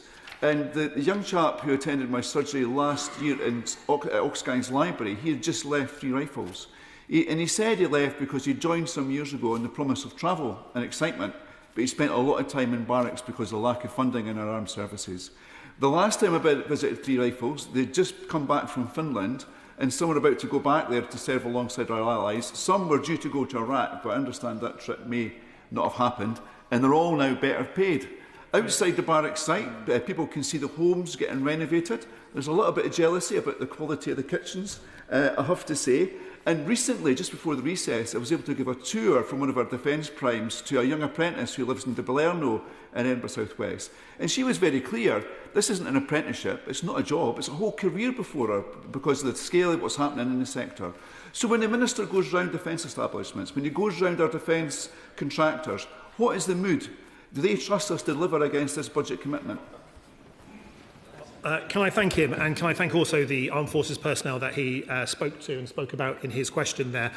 We have a British Army that is currently globally deployed. I'm incredibly proud of, as I imagine the whole House is, of our forces that are deployed in Estonia as part of our forward land force, those forces that are deployed in Cyprus and across the Middle East in support of our allies, and those that are training and have been in support of our High North allies on various exercises. I don't ask our forces to comment on party political matters because they're there to serve the government of the day. But I do know that having them and their families live in homes without damp, mould, leaky roofs or broken boilers greatly improves their mood, and that is precisely why this government's delivering an upgrade to 9 in 10 service family accommodation in the next 10 years. Bob Blackman. Thank you, Mr. Speaker. One of the challenges of tying defence expenditure to GDP is that the economy fluctuates. So when Labour crashed the economy in 2008, defence spending on GDP terms went up. So the reality is that as the economy fluctuates over the course of this Parliament and the next one, there could be a challenge in terms of actual defence spending. So as he looks at the defence investment plan, can he make sure that actually the level of expenditure continues to rise so that we actually get the investment in defence that we need? Or, Mr. Speaker, it's a Liz Truss Claxon moment, isn't it? His memory is so brief that he has forgotten about what Liz Truss and the Conservatives did to our economy only a few years ago. But look, I agree with him that we need to increase defence spending. And let me say to him very clearly, there's not a single person in uniform today, not an admiral, a general, or anyone of any rank who has served in the UK Armed Forces with a decade ahead of increasing defence spending. That is such a sizable change when it comes to our armed forces spending. I noticed the chuntering from the front bench again, being grumpy that it is a Labour government that's increasing defence spending when his cut defence spending, but I will continue happily working cross-party in support of our armed forces. Peter Swallow. Thank you, Mr. Speaker. When this government took office, it inherited an armed forces on its knees, and it responded to that challenge with the largest sustained increase in defence spending since the Cold War and a bold 10-year strategic defence review to make sure that we can have an armed forces that once again is able to protect our nation. That's why it's so important that we do get a defence investment plan as quickly as possible. And I've heard today from my honourable friend that he is as keen to get that out as quickly as possible, and that also it be the right plan as well. Can I simply take this opportunity to urge him to keep going so we can get that as soon as we can? Can I thank him for not only his question but also the work that he does. He is a quiet and determined champion for Sandhurst and those people that train in his constituency. And there is a real opportunity, I think, with the increasing defence investment that we are making to renew the facilities, not just in Sandhurst, but in the military accommodation, but in bases across the United Kingdom and further afield. And it's not just about infrastructure that we're increasing. I'm especially proud that I'm part of a government and a ministerial team with the Defence Secretary that is increasing support for childcare for those people who serve, because it is about our people, not just our equipment, that we should focus on, and that is what the Defence Investment Plan will do. Richard Tice. Thank you, Mr. Speaker. Does the Minister accept and agree with the mood of the majority of the British people, and I think the mood of this House, which is to accelerate defence spending to 3% of GDP in this Parliament, not next Parliament? And can the Minister confirm that the year-long delayed defence investment plan will arrive before the summer holidays?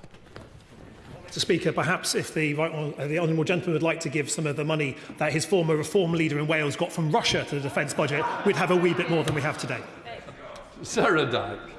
Mr. Speaker, Talis employs over 800 people, including 66 apprentices on its site in Temple Combe in my constituency. Here they develop world-leading sonar systems for the Royal Navy's Astute and Dreadnought submarines, as well as delivering critical systems to enhance the UK security and defence. So given the training capability gap identified in the Strategic Defence Review, how will the Secretary of State increase funding for apprenticeships to ensure we address skills shortages? Can I thank her for her question and also for calling out and celebrating the work of Talis and her constituency. I've visited a number of Talis sites recently and I've been impressed not just by the management but in particular about the apprentices who feel that there's a bright future ahead of them. She will know that we've announced that Yeovil is to be one of the 5 new Defence Technical Excellence Colleges, not too far from her constituency. That is a £10 million investment in each DTEC designed to increase the number of places available for young people to take defence and defence adjacent courses, supporting not just defence primes, but importantly the wider ecosystem of SMEs as well, because we recognise that by increasing defence spending, we not only want to bolster those large defence companies, but there's a huge opportunity to grow smaller defence SMEs as well, and addressing the skills challenges they have is a key part of that. Stuart Anderson. Mr. Speaker, I have served on operations under both Conservative and Labour governments, and I can personally tell of horror stories of how I was treated, which led to 15+ years of complex PTSD. When I finally rebuilt my life, I wanted to see that nobody ever had to go through what I went through. So cross-party, as soon as I got here 6 years ago, I said that anything under 3% of defence spending in the last Parliament, when my government was in charge, I said that that was anything under was unacceptable. There is not a serious professional in the defence industry that thinks the current spending is adequate to meet the world's needs. Does the Minister think it's a serious investment that we're currently making at the moment? Can I thank him for his question and also for being honest about the consequences of his time in service? It is so important that when any veteran who has served in our forces needs to be able to access help, that they know that help is available. And I think it is platforming and being honest about the experiences that enables more people to come forward. So I thank him for that. He's right that we need to increase defence spending. I want to increase defence spending. We have already increased defence spending, and by April 2027 we'll be spending 2.5% of GDP, 3% in the next Parliament. But I entirely appreciate how the honourable gentleman is making his remarks. I'm very happy talking to him. I'm sure the Minister for Veterans next door about his own experience, see if we can learn and help others in a similar situation. National security depends on more than conventional defence spend, because our democracies can be brought down by methods other than weapons. And there are concerns that the public are not yet sufficiently aware about the risk and reality of foreign information manipulation and interference. So how does tackling this aspect of hybrid warfare feature in a cross-departmental way within his government? Can I thank her for her question? She's absolutely right that we need to go beyond conventional defence. That's why we have conventional and nuclear deterrence as part of our armed forces posture. But she will also have heard in my opening remarks about the investment we're making in cyber as well. And so this is not just an MOD effort. Increasingly, if we are to deliver the national security that we need a whole-of-government approach. And that means the Ministry of Defence working with the Home Office, DCIT, Cabinet Office and the devolved governments to be able to tackle misinformation, to be able to tackle the deliberate misinformation that we see our adversaries trying to pump into our news feeds. Let me be very clear that we do not accept in any way the Russian interference or any interference in our democracy or in our way of life, but a national conversation that enables people to be better equipped to identify it, to be able to challenge it, and more pressure on social media companies to remove it and not have it on their platforms in the first place is the conversations that we're having across government. Thank you, Mr. Speaker. Funnily enough, my question follows on perfectly on behalf of the previous member. Lord Robertson said that we are ill-prepared for the threats of today, never mind tomorrow, and while Britain may not be under a daily attack from missiles and tanks, not yet anyway, we are under daily assault by mis- and disinformation from hostile actors who are targeting our institutions, our democracy and our social cohesion. The Minister has already referred to the investments and operational changes that have been put into cyber and indeed electromagnetic security. But given the foundational nature of the challenge to our democracy, is he convinced that the Chancellor is convinced of the urgent need to make huge investments in this area? Because this is a challenge that we've never experienced before, a challenge that collapses the traditional idea of the front line with the home front. Can I thank him for the way that he posed his question? And there's much that I agree with him in the way he did so. He's certainly right that we're not at war, but nor are we at peace. And certainly, if you look in a number of domains where we can see UK forces and UK infrastructure being attacked, the cyber domain being the most obvious of those. But as the Defence Secretary revealed only last week, the threats that we are seeing to our undersea infrastructure from the covert Russian activity, being able to call it out, being able to say to Putin, we see what you are doing, you will not have deniability. In fact, the military did call it denying deniability, which is a typical military phrase, but I think we all know what that means. But there's more to be done here. And I think the more that we can have the national conversation around the threats that we face and how all of us can, in our own way, take actions. Just updating your operating system on your phone makes you and the country safer. But there's lots more, especially in this House, that we can be doing to further support that. And I'm very happy having a conversation with him about how we do that. Sir Julian Smith. On this key recommendation of national conversation to build support and understanding amongst the population. It's all very well the debates here or debates in Whitehall, but what conversations is government having with the Department of Education, with the Department of Culture, the BBC, social media providers about the issues that are faced and the communication with the public to build support for funding and build understanding of the challenges we face?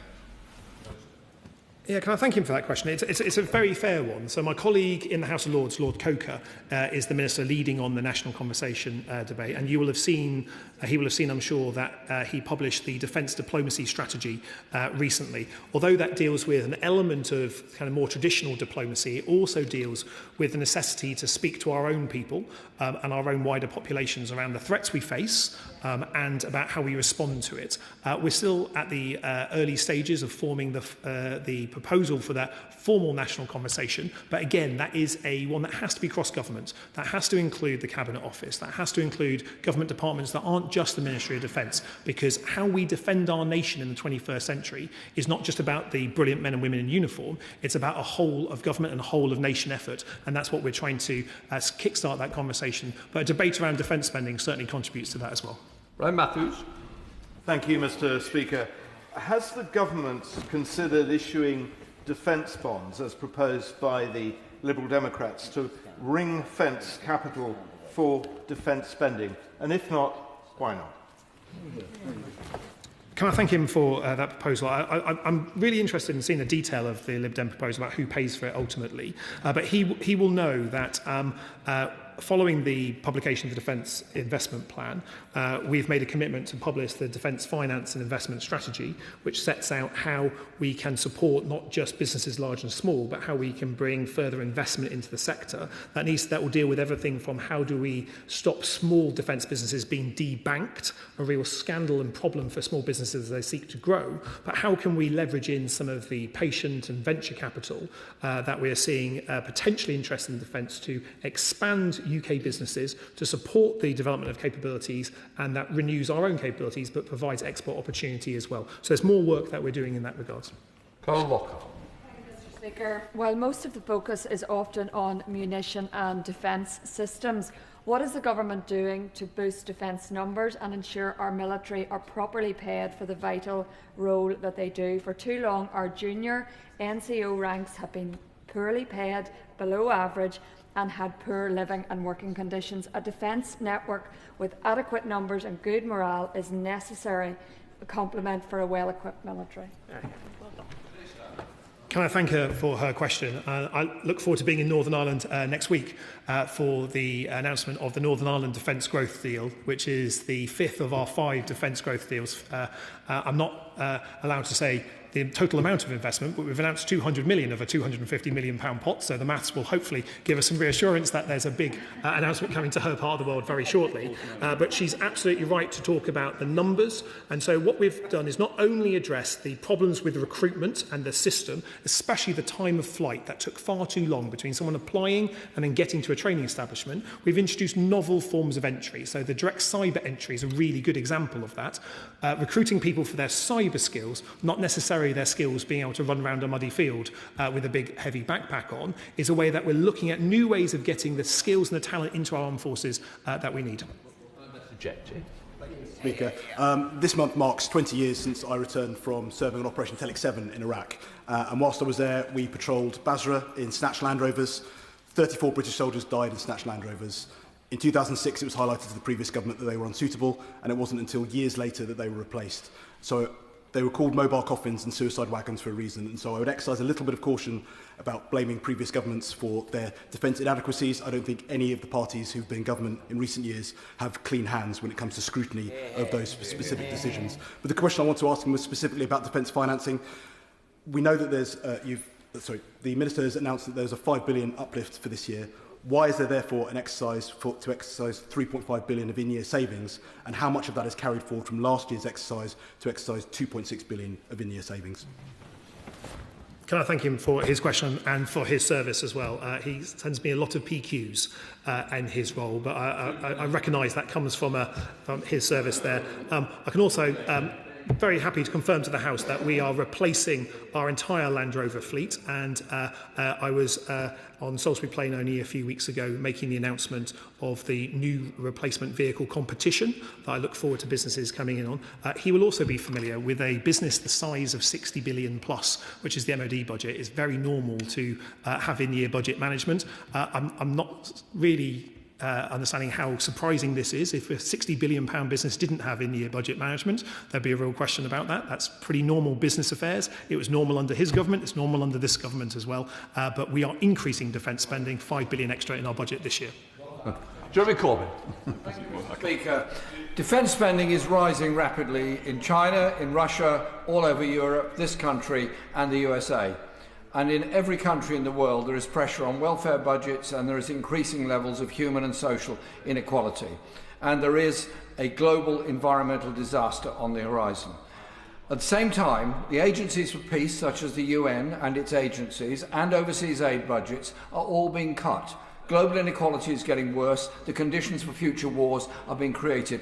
What plan does the government have to put some energy into a peace process led by the UN to try to bring a cessation to the dreadful conflicts that are going on around the world? Where is the investment for peace in the future? Or are we going to continue down the road of more on arms and less on the human needs of people?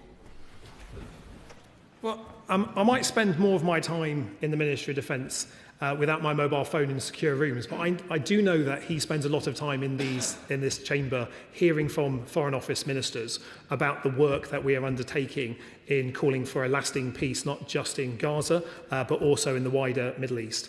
We continue to do that. We continue to invest in that. The world is a more dangerous place every single day, and that is why we're increasing defence spending to deter aggression.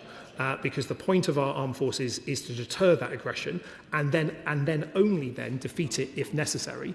But he's right to say that the consequences of conflict is frequently felt by the most vulnerable. That is precisely why we're continuing to call for peace, not just in Ukraine, to end Putin's illegal war against that free and independent sovereign nation, but also to bring a lasting peace with a two-state solution in the Middle East, in Gaza and Israel as well.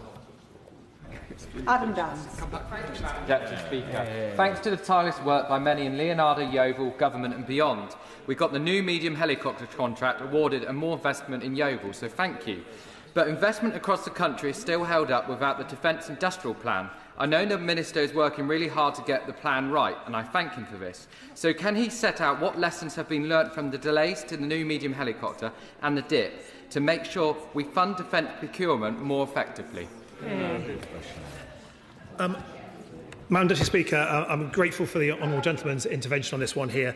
He will, I know, have welcomed not just the signing of the new medium helicopter contract, but the improvements we secured in it. I think it was frankly shocking that the Conservative deal that we inherited only had 8% UK content in the exports. We've increased that. He will also know that we've awarded Yeovil a Defence Technical Excellence College to support the skills needs of not just Leonardo, but the wider ecosystem. And he will also know, because I texted him yesterday, that the announcement that we have made in relation to the Boeing deal today, the £849 million for Chinook and Apaches, also includes investment in and support for jobs in his own Yeovil constituency as well. So we're continuing to invest in defence and continuing to invest in Yeovil as well. Sir Ashley Fox. Thank you, Madam Deputy Speaker.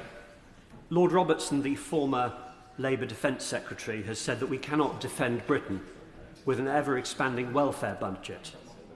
So will the Minister explain to my constituents why this government is able to set out its welfare spending plans until 2031, but can't publish its defence investment plan for 2026? I thank him for his question. I don't think Britain gets stronger by pushing kids into poverty. That is the fundamental difference, I see it, between the welfare policies of our two different parties. I'm absolutely clear that we should be addressing the high levels of child poverty that we inherited from the last government. That's exactly the right things we should do. And he will also know, because I've said it a number of times, that we're working flat out to deliver the Defence Investment Plan, and it will be published when it's ready. I think he, on hindsight, would much prefer a plan that is ready to be published rather than one that is not. And that is why we're working to deliver our Defence Investment Plan. That will set out spending for the next 10 years up until 2036 or so. Richard Ford.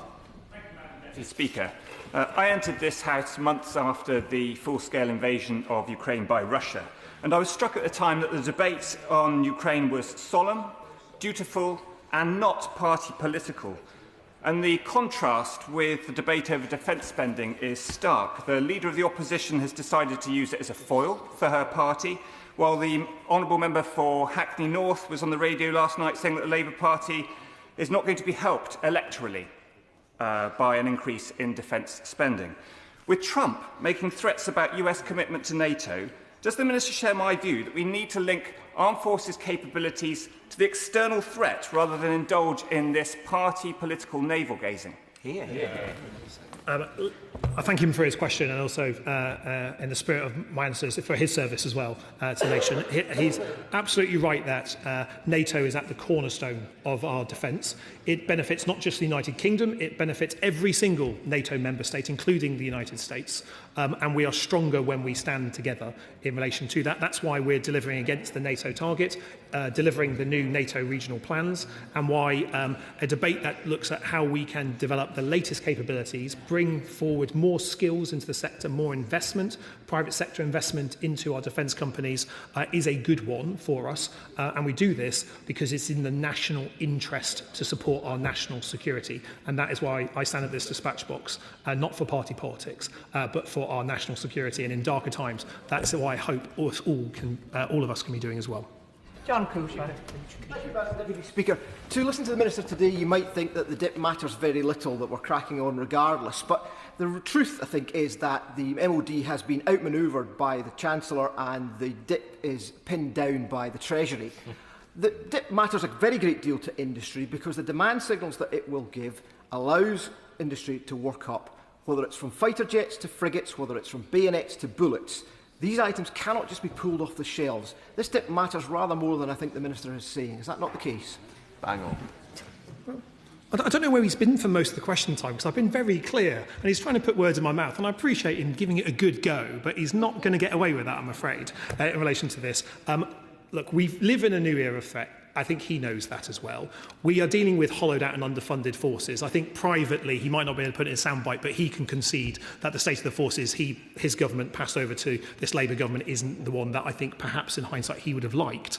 So we have to invest in our forces. We have to invest in new stockpiles. We have to invest in new technologies. We have to retire old kit and equipment that wouldn't work in Ukraine, that's unsuited to modern combat. And we have to do all of that at the same time, as well as addressing the defence housing crisis, the recruitment crisis, and the ever-falling morale. We've now stabilised morale in the armed forces. We have a plan to improve defence spending, to increase it, 5 billion extra in our budget, moving to 2.5, 3 and 3.5 as I've set out, but also a plan to invest in the latest technologies. I hope, in hindsight, he'll be able to welcome that investment, but I entirely understand why he has to have an attacky soundbite for his socials in the meantime. Jim Farron. Madam Deputy Speaker, nothing is more important to our national security than our nuclear deterrent. And we are massively proud in Westmoreland-Furness to provide the home for the Trident submarine programme. Not just massively proud, we recognise it is a grave responsibility, as it obviously is built in my honourable neighbour and friend's constituency. But our ability to build those submarines, to defend our country, depends on us being able to recruit and retain brilliant staff from around the country and beyond. And so the role of the local authority in this, in providing the housing, the services, absolutely crucial. Would he agree with me that there's been a complete disconnect, given that the local government settlement leaves Westmoreland-Furness Council with a 31% cut, massively hampering Barrow, Kendal, Penrith to be able to do the things we need to do to attract the people to keep our country safe. Will he have a word with the Chancellor and put that right? Well, can I thank him for his advocacy for our independent nuclear deterrent? It was a shame that when his party was in power, the decision to renew the deterrent was delayed, and I know that he had strong views on it at the time. I'm also really proud that as the MP for Devonport, where our Vanguard-class submarines are refitted, that the people I represent make a material difference to the defence of our nation every day through their hard work in Devonport Dockyard. I met with representatives of Team Barrow on Monday when I was in Blackpool, talking about the new Defence Technical Excellence College that we've announced there. That supports not only Blackpool and the Fylde, but also Barrow, Blackburn, Lancashire, and a number of colleges, including Wirral Met as well. So I recognise that Defence is making the argument for skills and putting the money where our policy is by investing in it. He will know that that's an MHCLG question about local government funding, but let me tell him, to reassure him, that our commitment to Team Barrow is strong in the Ministry of Defence, and I'm very happy briefing him further on that if that may be useful for him. Andrew George. Thank you, Madam Deputy Speaker. I've listened carefully, and the Minister knows full well that committing to spend 3.5% tomorrow doesn't mean to say that the government can't commit to commissioning that expenditure now, because he's aware that the delivery pipeline can often take 5 to 10 years in any case, and therefore the Defence Investment Plan becomes vitally important. And he's evaded answering the question about when, but surely he can put a deadline date by which the Defence Investment Plan can be delivered, and in doing so, can he commit to ensuring that both RNAS Culdrose and the National Drone Centre in my constituency will see growth as a result of it? Thank you. Or he's a wily member, Madam Deputy Speaker, and tried to ask the same question from a different angle. So I appreciate his effort there. He will know that we're working flat out to deliver the Defence Investment Plan, and we will publish it when it's ready. But as a fellow South West MP, let me say how important it is that we support not just the capabilities we have today, but the new capabilities. So not only with the National Centre for Marine Autonomy that we have in Plymouth, but also the incredible aerial drone facilities that we have across the peninsula, including in Cornwall. There's real opportunity to deliver that, and certainly the defence growth deal for Plymouth includes wider knock-on effects to the entire peninsula, and the LPIF bid secured from DCIT for our part of the world certainly provides support for the entire peninsula when it comes to development of new autonomy and drone technologies, which I hope will be accelerated even further in the future years ahead. Minister. Thank you. As I referenced earlier in the week, Northern Ireland's geographical position means that increasingly it occupies a key geosecurity location, particularly in light of the threat to our transatlantic underground cables. In that context, will the strategic review deal with the situation revealed in a parliamentary reply that there are only 5 Royal Navy personnel based in Northern Ireland and only 70 RAF personnel? Surely if we're going to deal with the threats which are increasingly evident, we need to have a proper distribution and balance of personnel across the United Kingdom. And when he comes to Northern Ireland next week, maybe he'll bring some news in that regard. Thank him for it. I noticed he didn't give the numbers out for the Army, which are considerably higher than the ones that he has suggested for the Navy and the Air Force. It's right that we distribute and allocate our force personnel against the mission taskings that they're given, but he's also right to talk about the key importance of protecting our undersea cables, including those that are in his part of the world. It is precisely for that reason that we're seeing more investment in those undersea, in the technologies that enable us to defend, monitor and protect those undersea cables much more. But as he will know, because we've met a number of times to talk about this, I want to see more investment in every single part of our United Kingdom, including in Northern Ireland, and I hope to bring him good news on that next week. And the final question on the statement, Jim Shannon. Thank you very much, Madam Deputy Speaker. Looking forward to the good news. Can I thank the Minister very much for his answers at them, for his positive PB interview this morning, which encourages all, and as a pretext to this question today. Will the Minister announce the next stage of the Defence Growth Fund? No one doubts the Minister's commitment or his interest with regular visits to Northern Ireland for the defence sectors. It is so important that Northern Ireland can gain from the Defence Growth Fund incentive and that Northern Ireland completes its own specific growth deal. When the Minister comes to Northern Ireland next week, can we expect the balance, and I think we all know what that figure is, of the Defence Growth Fund to be announced officially? It would do no harm, Minister, to announce that today. He's tempting me, Madam Deputy Speaker. The opportunity in Northern Ireland is considerable for our defence industries, not just supporting large defence businesses like Thales, who produce the LMM missile in Belfast, but also, in particular in Northern Ireland, where we have a huge number of SMEs as well. I was with Boeing this morning announcing the new helicopter maintenance contract, and indeed Boeing have made a large investment in Northern Ireland as well. And so I think there's a huge opportunity to make the case that a career in defence, whether it is in uniform or a civilian role backing our forces, is not just a good job, it's a good, well-paid, decent job that can provide an entire career of opportunities. And I think the more that we can make that positive case for investment in both core defence industries, but also those industries that sit alongside defence, such as digital technologies, where there could be defence applications for that, that keeps us all safe and provides young people with good opportunities. And I look forward to speaking to him and Northern Ireland colleagues about that opportunity more very soon. That concludes the statement. We now come to the presentation of bills. Okay, right, what we're going to do now is we are going to end this now, okay, guys? But thank you very much, everyone, for watching.